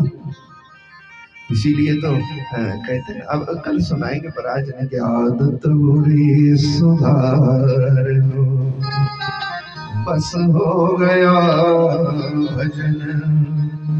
बस यही भजन है, आदत ना बिगड़े। धुंधुकारी की आदत बिगड़ी तो एक दिन फिर माँ को ही पकड़ लिया और कहा, बोले ले आ पिताजी का माल, कहाँ रखा है धन। कहने लगी अब खत्म हो गया, अब नहीं बचा है धन। धन नहीं बचा, पिताजी ने इतना कमाया, कहाँ गया? बोले तू लुटा गया। फिर क्या था, चूल्हे में लकड़ी जल रही थी और बड़ी जलती हुई लकड़ी उठाई और बुढ़िया की जो पिटाई की कुछ होना, आगे आगे धुंधुली, पीछे पीछे धुंधुकारी। और अब पहले तो कहती थी ना, खबरदार मैं धुंधुली, मेरा धुंधुकारी। आज जरा गांव में दौड़ा दौड़ा के मारा और चली गई में शर्म के मारे। कुआं था ना गांव के पास, कुएं में जाकर के जान दे दी भाई। और धुंधुकारी ने इसकी कोई परवाह नहीं की। धुंधुकारी 5 वैश्याओं को ले आया अपने घर में, उनके साथ मौज मस्ती में रहता भाई, जूठा खाता, जो मर्जी में आता सो करता। और अब तो धन खत्म होने ही लग गया था। वैश्याओं ने सोचा कि यह हमारे को भी फंसाएगा, हम भी फंसेंगे, क्योंकि चोरी करेगा धन के लिए और हमारे को सिपाही पकड़ के ले जाएंगे। इसीलिए वैश्याओं ने क्या किया, जब ये नशा करके सो रहा था, रस्सियों से कस दी पक्का इसको और ऊपर से आग के अंगारे डाल दिए भाई। महाराज बचा ही नहीं, पूरी मौत मार दिया इस धुंधुकारी को, पूछो ना। और ये धुंधुकारी प्रेत हो गया। बोली नारायण भगवान। प्रेत तो होता है ना, कई लोग बोलते हैं प्रेत नहीं होता, बोलते ना नहीं, प्रेत नहीं होता यार, एक ढोंगबाजी है, प्रेत नहीं होता। बोलो अगर प्रेत नहीं होता तो कहीं व्यास जी लिखते इस कथा को? वो बोलने वालों से और हम आपसे ज्यादा समझदार थे जिन्होंने 18 पुराण बनाए, जिन्होंने एक ग्रंथ बनाए। अगर प्रेत नाम की कोई चीज नहीं होती तो लिखते ही क्यों? इसका मतलब तो यह है भूत भी होता है, प्रेत भी होता है, पर विचार हमारे को ये करना है कि प्रेत कौन होता है, ये सोचना है। तो प्रेत वो होता है जिसने मनुष्य जन्म लेकर के अच्छी शिक्षा नहीं पाई, जिसने मनुष्य जन्म लेकर के माँ बाप का आदर सत्कार नहीं किया, जिसने मनुष्य जन्म लेकर के अपने बुजुर्गों की संपत्ति को ठीक से संभाला नहीं, जिसने मनुष्य जन्म लेकर के बुजुर्गों से दान धर्म व्रत पूजन कुछ कराया नहीं जिंदगी भर, जिसने माँ बाप के खरे खुट्टे का कभी सोचा ही नहीं और माँ बाप के मर जाने के बाद उनका कमाया हुआ खाया लुटाया, लोक भी बिगाड़ा परलोक भी बिगाड़ा, वो होता प्रेत है। बोली नारायण भगवान, वो होता प्रेत। प्रेत बन गया धुंधुकारी। अब जब प्रेत बन जाओगे, प्रेत का मतलब है कि ना इधर के ना उधर के, फिर लगेंगे कभी नाले में डराएंगे लोगों को, कभी रात को छत पर कूदेंगे और लोग डरेंगे बेचारे। मैं एक जगह गया तो एक माँ जी ने कहा कि आप बैठे हो, बैठे, जोर जबरदस्ती 5-7 बार चाय पिला दिया। मैं कहा क्यों बैठना, 11:30 हो गए, 12 हो गए, फिर कहने लगे बोले आज तो वो काम हुआ ही नहीं। मैं कहा क्या काम? बोले हमारे यहाँ कोई छलांग लगाता था छत पर, आज नहीं लगाई। बोले जब आप आए। मैं कहा मेरे को इधर ही कमरा दे दो फिर ठीक रहे। बोले आज नहीं हुआ। आपको ये दिखाना था कि रोज भाई छत पे आवाज होती है, जब ढूंढते जाओ तो कुछ नहीं है। और किसी से पूछा था, उन्होंने कहा कोई आपके खानदान में प्रेत हो गया है कि नहीं? तो फिर या तो छत पर छलांग मारते रहो दिन रात, या नाले में किसी को डराते रहो जी, ना इधर के रहो ना उधर के रहो, तकलीफ देते रहो आस पड़ोसियों को, उसको प्रेत बोलते हैं। धुंधुकारी प्रेत हो गया, लगा लोगों को डराने। और दुखी हुए लोग अपने पुरोहित जी के पास गए। दुखड़ा दूर तब होता था जानो, पहले जब कोई संकट आता था ना तो पंडित जी के पास जाते थे लोग, अब थोड़ी जाते पंडित जी के पास। अब पंडित जी को बाद में बोलते हो यार एक काम हो लिया है, पंडित को भी पूछ लो यार। अब वो पता नहीं कहाँ की घटना, वहां शंख नहीं होता, इधर है शंख, शंख है सबके घर में, शंख सबके घर में होना चाहिए। ये शंख नारायण के पास होता है, ये शंख दुर्गा माता के पास होता है? शंख नारायण का प्रतीक है जहां पर ये होता है ना। और शंख ध्वनि जिस घर में होती है वहां पर कितने संकट, कितनी पीड़ाएं अपने आप ही खत्म होती है। शंख ध्वनि मंदिर में होती है ना, मंदिर में होती है तो जो कभी भगवान की पूजा भी नहीं करता, बोलो, जो उठता भी नहीं है ना तड़के और मंदिर में अगर शंख बज गया तो वो बिस्तर पे सोते सोते बोलता जय भगवान। देखो बाबे ने पूजा कर दी, जय भोलानाथ, बोलेगा कि नहीं? घर में कभी पूजा नहीं करता। और बोलेगा कैसे? जब शंख सुनाई देगा मन बदलता है ना, भगवान में लगता है। इसीलिए हम सब सनातनी हैं, सबके घर में शंख होना चाहिए। शंख जरूरी नहीं कि पुरोहित को ही रखना अपने घर में। मैं गया था कहीं, पता नहीं कहाँ गया कथा करने, अभी याद नहीं आ रहा। तो बड़ा गांव था, 100 लोगों का कम से कम। मैं कहा शंख चाहिए पूजा में। बोले आप नहीं ले आए अपना?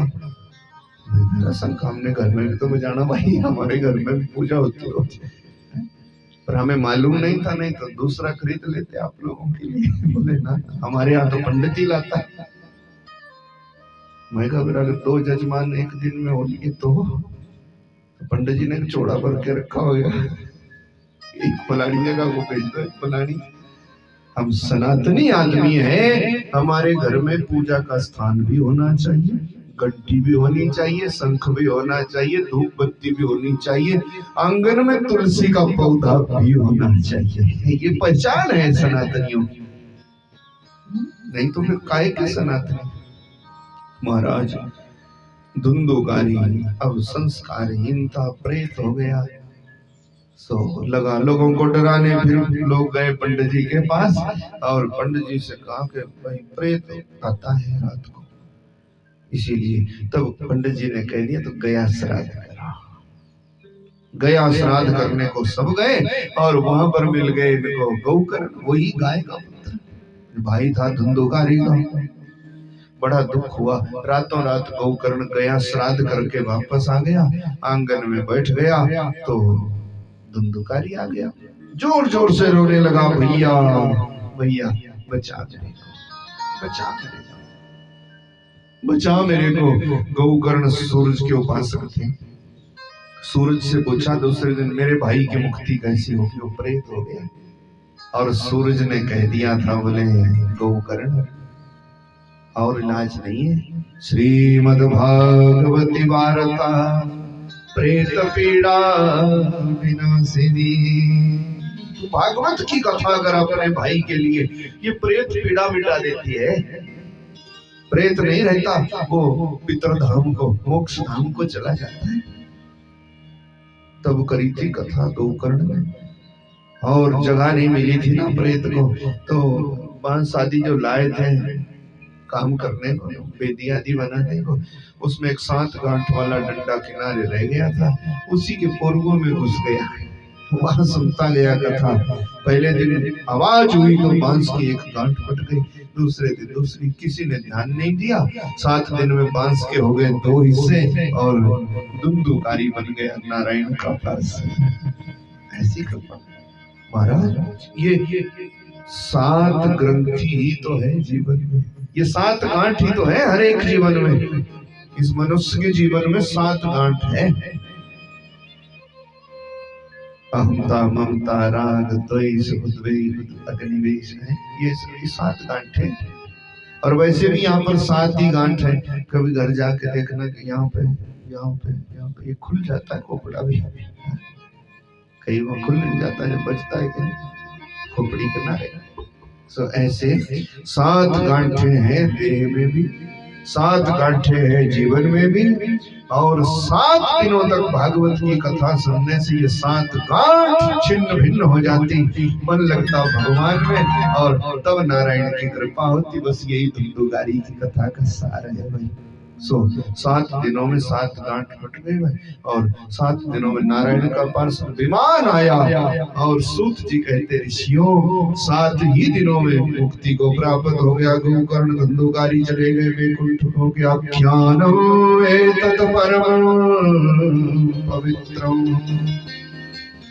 श्रुतं सकृत्वये विदहे तनोधनम् श्राद्धे प्रयुक्ते पितृत्रिपति मामहे नित्य सुपाठात् पुनर्भवम् च। तो कह दिया बोले ये जो मैंने कथा सुनाई ना आख्यानम एतत् परमं पवित्रम, ये बड़ा पवित्र आख्यान है। सुनो, इसको सुनने से ही जिंदगी भर के पाप खत्म हो जाते हैं। और ये जो धंधुकारी की कथा है ना ऋषियों, अगर इसको श्राद्ध के समय में किया जाए ना, भागवत की कथा को कराते ना लोग चवर्क पे वार्षिक श्राद्ध पे है, पितरों के श्राद्ध में अगर कराई जाए, उसको भी कई लोग बोलते हैं अरे ढकौंसला बना दिया पंडितों ने बोलते थे। और सच आपको कहें, सनातन को ये छेड़छाड़ ना, ये अंदर की पीड़ा है। तो ये इस ब्राह्मण की भी पीड़ा है, इसको जाग जाती ना बार बार, तब कह देता कि यार जिस धर्म के नाते हमारे दादा परदादा बुजुर्गों को कल्याण हुआ, आज हम बोलते हमारा ढकौंसला है, ठीक नहीं होते। इससे श्रद्धा हमारी रह नहीं गई, हम बोलते कुछ नहीं है यार, और फिर सोचते ठीक नहीं होते, फिर ठीक कैसे होंगे। सूत्र दिया ये जो हमने आपको कथा सुनाई, बोले आख्यान एतत् परमं पवित्रम, ये परम पवित्र आख्यान है। इस कथा को जो प्रेम से सुनते सुनाते पाप नष्ट होते और श्राद्धे प्रयुक्ते पितृत्रिपति मावहे नित्य सुपाठात् पुनर्भवम् च। इस कथा को अगर श्राद्ध के समय कराया जाए ना, तो कई कई पीढ़ियों के पितृ मोक्ष को चले जाते, पितरों की तृप्ति हो जाती, पितरों को फिर किसी तरह की तकलीफ नहीं रहती। भाई इस कथा से ये प्रेत पीड़ा विनाशनी है, पितरों को मोक्ष देने वाली है। लिखा है भागवत में, लोग वलमा कहीं नहीं लिखा है, ऐसे बना दिया बोले श्राद्धे प्रयुक्ते पितृत्रिपति मामहे और नित्य सुपाठात् पुनर्भवम् च। और फिर ऐसा नहीं है कि श्राद्ध में ही पढ़ना चाहिए, श्राद्ध में ही करानी चाहिए कथा। बोले अगर इसको रोज घर में पढ़ा भी जाए ना, तो पुनर्भवम् च, दोबारा संसार के चक्कर नहीं काटने पड़ते, जीव भगवान का प्यारा हो जाता है। इसीलिए चाहे पढ़ नहीं सकते तो सुनो, और सुन भी नहीं सकते तो देखो। दर्शनात् पापनाशिनी, ये जो भागवत की कथा है ना, दर्शन करने से भी बेड़ा पार कर देती। और हम सब लोग तो ठीक है, सुनते भी हैं, पढ़ते भी हैं, देखते भी हैं, फिर आगे क्या कमी रखी भगवान ने बोलो। ऐसे धंधुकारी की कथा सुनाई, महापापी की भी मुक्ति कर देने वाली भागवत की कथा है। फिर विधि पूछी थी, विधान पूछा था, और अंत में राजी हुए थे भागवत की कथा सुनने को। उसी कथा को हम आप यहाँ सुन रहे हैं प्रेम से, और अब कल सुनेंगे दोपहर 1 बजे से, 1 ही बजे से सुनेंगे ना। अब जितने से सुनो हम यही रहेंगे, नहीं तो फिर सवेरे बता देना कि जल्दी सुनानी हो तो जल्दी सुना देना। हमारे यहाँ पर 1 बजे से गाई जाएगी भगवान की कथा, और अब सब लोग आए, सबकी कथा, सबका यज्ञ, सब पर बाबा की कृपा रहे, सब सुखी रहे, सब निरोग रहे। विधि विधान बताया, और श्रीमद् भागवत के प्रथम महामंत्र में कह दिया था कि जब कुछ नहीं था तब भी वो था, कुछ नहीं रहेगा तब भी वो रहेगा। वो परम सत्य है नारायण, हम उसी की शरण जाते। एक बात और याद रखना, जब तक हम शरण नहीं हुए ना, तब तक बेड़ा पार नहीं। जब तक हम किसी की शरण में नहीं गए, तब तक ना श्रद्धा जागती, ना विश्वास जागता, और ना हमारा काम बन पाता। इसलिए जो पहला महामंत्र है ना, संत लोग भाव करते कि वो शरणागति का है। शरण होने का मतलब कैसा, फौज में ऐसे होता नहीं, ऐसे हो गया तो गोली नहीं चलती है कि नहीं। सो आप भी फौजी थे, हाँ, एक फौजी, दो फौजी। और आपको एक बात बताऊं मैं, कथा भगवान की कृपा से हमारे को 26वां साल लग गया कथा करते करते। और छोटे से भगवान की कृपा से हम कथा करने लगे तो हमारे साथ 80% फौजी लोग जुड़े हैं। और उनका भाव बढ़िया होता। सबसे बड़ी बात तो नहीं है कि पंक्चुअल होते हैं और यस सर ही करते, नो सर नहीं करते भैया। भारत माता का पूजन करना, गुरुकोठा में मैं कथा कर रहा था तो 15 अगस्त आ गया, बोले भारत माता का पूजन करना है। तो वहां भी फौजी लोग होते हैं। तो 2-3 तो कैप्टन वो आ गए, उन्होंने कहा कि मेडल भी लगा के आना है। बोलो नहीं भाई, मेडल घर में ही रखना, मेडल रहने दे। बोले ना ना, आपने जब बुलाया तो फिर क्या ड्रेस में आना है? ड्रेस में आ जाओ और भी अच्छा है। बोले तो फिर मेडल भी लाने हैं। बोले नहीं नहीं, औरों को थोड़ी डराना है, उनको रखो भाई। और अगर कह देते तो आते भी जरूर है। क्यों? क्योंकि वो निष्ठावान होते हैं। खैर, वो बहुत कथाएं हैं। बस दोपहर 1 बजे से कथा गाएंगे और शरणागति का मंत्र आज सुना रहे। ये पहला शरणागति का। जब तक शरण नहीं हुए तब तक भरोसा नहीं है कि बचोगे कि नहीं। इसीलिए जो परम सत्य परमात्मा है उसी की हम शरण है और 7 दिन रहेंगे, वो हमारे पर सदा कृपा करे। बोलो है, बोले सत्य सनातन धर्म की। तो पहला महामंत्र भागवत का पढ़ देते, आप प्रेम से सुनो। और जो परम सत्य है उसी की हम शरण है। भागवत का जो भगवान है वो परम सत्य है। भागवत का भगवान, ये जो भागवत है ना, 24 अवतारों की कथा है और उनके मूल में भी जो भगवान है, तस्मात् सर्वात्मा भारत हरीश्वर, वो आपको कल सुनाएंगे। वो पूर्ण परमात्मा कौन है? ऋषियों ने पूछा था कौन है भगवान? बोले जो सबके अंदर रहता है, उसके बिना कोई नहीं हो सकता। वो तस्मात् सर्वात्मा भारत हरीश्वर, वो हरि है, वो ईश्वर है, वो भगवान है जो जिसके बिना कुछ नहीं हो सकता।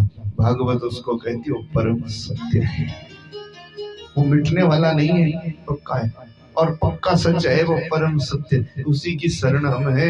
यही पहला मंत्र है भाई कि जन्माद्यस्य यतो अनवयात् तरतश्च अर्थस्य विज्ञाय स्वराट् तेने ब्रह्म हृदयाय आदि कवै मोहुजन्ति यत सूरजाः तेजो वारिमृदां यथा विनिमयो यत्र त्रिशर्गो अमृषा दामना स्वयं सदा निरस्तकुहकं कि सत्यं परम धीमहि। परम सत्य है, हम उसकी शरण है। तो शरण कैसे होते? मेरे साथ सत्यम परम धीमहि 3 बार हाथ उठा के बोलना भगवान के आगे। बोले हम तेरे हैं, तेरे पास है, तू करे हमारी रक्षा, तू हमारे को पापों से बचा। तो ऐसे बोलना कि सत्यम परम धीमहि, सत्यम परम धीमहि, सत्यम परम धीमहि, सत्यम परम धीमहि, सत्यम परम धीमहि, सत्यम परम धीमहि। भावना स्वयं सदा निरस्तकुहकं सत्यम परम धीमहि। अब आप परम सत्य है, हम आपकी शरण है। हम भगवान की शरण रहेंगे और 7 दिनों तक भगवान की कथा सुनेंगे, सुनाएंगे प्रेम से। शंकर भगवान कृपा करें। आज की गाथा को यहीं पर विश्राम। सब लोग प्रेम से आरती और प्रसाद लेकर के ही चलिएगा। प्रसाद भोजन भंडारा सब है ना। हाँ, कहीं कहीं मैं प्रसाद बोलता था तो लोग बोलते ना प्रसाद तो वो होता है आटे का। बोले भोजन नहीं बोला तो आधे लोग चले गए, प्रसाद ही बोला। प्रसाद हमारे यहाँ भोजन को भी बोलते हैं। प्रसाद पेट भर के पाओ। खैर, सब अपने स्थान पर खड़े हो जाए। वसुदैव सुतं देवं कंसचाणूरमर्दनं देवकी परमानंदं कृष्ण वंदे जगद्गुरु वाक्य बिहारी तेरी आरती गाऊं, वाक्य बिहारी तेरी आरती गाऊं, आरती गाऊं प्यारे तुझको मनाऊं, आरती गाऊं प्यारे तुझको मनाऊं, वाक्य बिहारी तेरी आरती गाऊं, वाक्य बिहारी तेरी आरती गाऊं।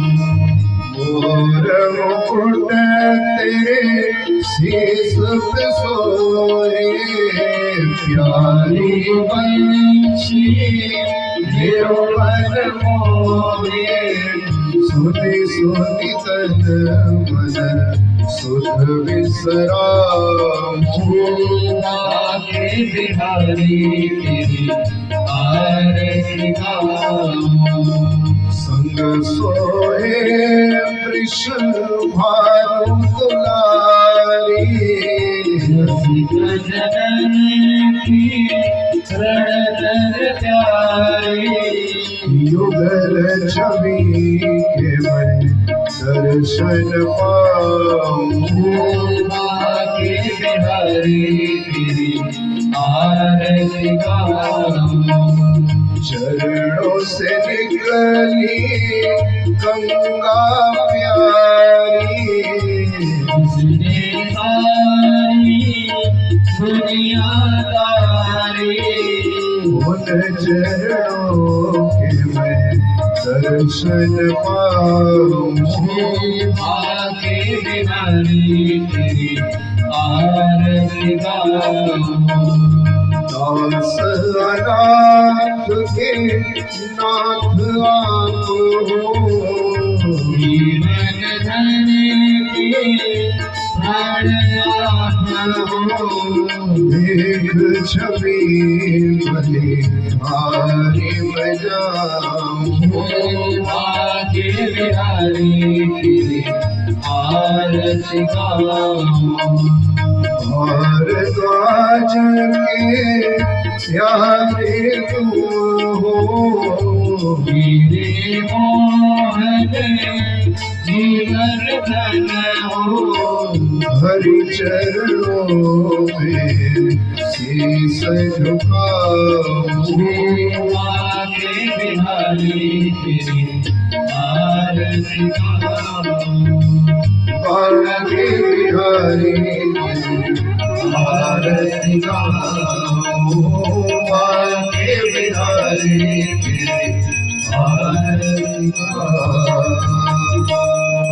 कर्पूर गौरम करुणावतारम संसार सारम भुजगेन्द्रहारम सदा वसंतम हृदयारविन्दे समं भवानी सहितं नमामि, भवानी सहितं नमामि। त्वमेव माता च पिता त्वमेव, त्वमेव बन्धुः च सखा त्वमेव, त्वमेव विद्या द्रव्यं त्वमेव, त्वमेव सर्वं मम देव देव, त्वमेव सर्वं मम देव देव। अच्युतं केशवं रामनारायणं कृष्णदामोदरं वासुदेवं हरिं, श्रीधरं माधवं गोपिकावल्लभं, जानकी नायकं रामचन्द्रं हरे, जानकी नायकं रामचन्द्रं हरे। स्वस्ति प्रजाभ्यो परिपालयन्ताम्, न्यायेन मार्गेण महीमहीषम्, गोब्राह्मणेभ्यो शुभमस्तु नित्यम्, लोकाः समस्ताः सुखिनो भवन्तु, लोका समस्ताः सुखिनः भवन्तु सर्वे भवन्तु सुखिनः सर्वे सन्तु निरामयाः सर्वे भद्राणि पश्यन्तु मा कश्चित् दुःखभाग् भवेत्। बोले वृंदावन बिहारी लाल की जय। पोगलाले ठाकुरा बड़ा ठाठा प्रसाद भोगलाले ठाकुरा बड़ा ठाठा प्रसाद देना। भोगलाले प्रेम नालो भोगवे हसी तेरा पिछा नहीं छजना। वाच भगताने चित कीती असि कर नहीं जाना है वो तो सिखाओ की आवाज़े ऐसा भूखे मर जाना है। भोगलाले ठाकुरा बड़ा गुस्सा में जतेगा तेरे बंदना दे काटागे तुता बिगड़ गयो जामा। वाच लस्सी ते बोलेगा सदा माने रखी क्षमा। भोगलाले ठाकुरा बड़ा गुस्सा में जतेगा। भोगलाले प्रेम नालो भोगवे तेरा पिछा नहीं छजना। भोगलाले ठाकुरा बड़ा गुस्सा नहीं हरि लाल की जय। श्रीमद् भागवत महापुराण की जय। सत्य सनातन धर्म की जय। शंकर भगवान की जय। जगत जननी जगदम्बा मैया की जय। बोले हनुमंत लाल जी महाराज की जय। यज्ञ भगवान की जय। वेद भगवान की जय। गौ माता की जय। पृथ्वी माता की जय। बोली भागवत भगवान की जय। जय जय श्री राम जय जय श्री राम जय जय श्री राम। ओम शांति शांति शांति ओम।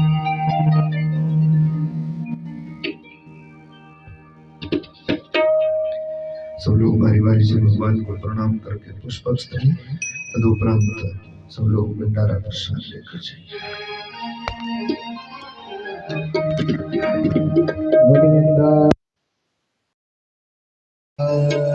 की जय।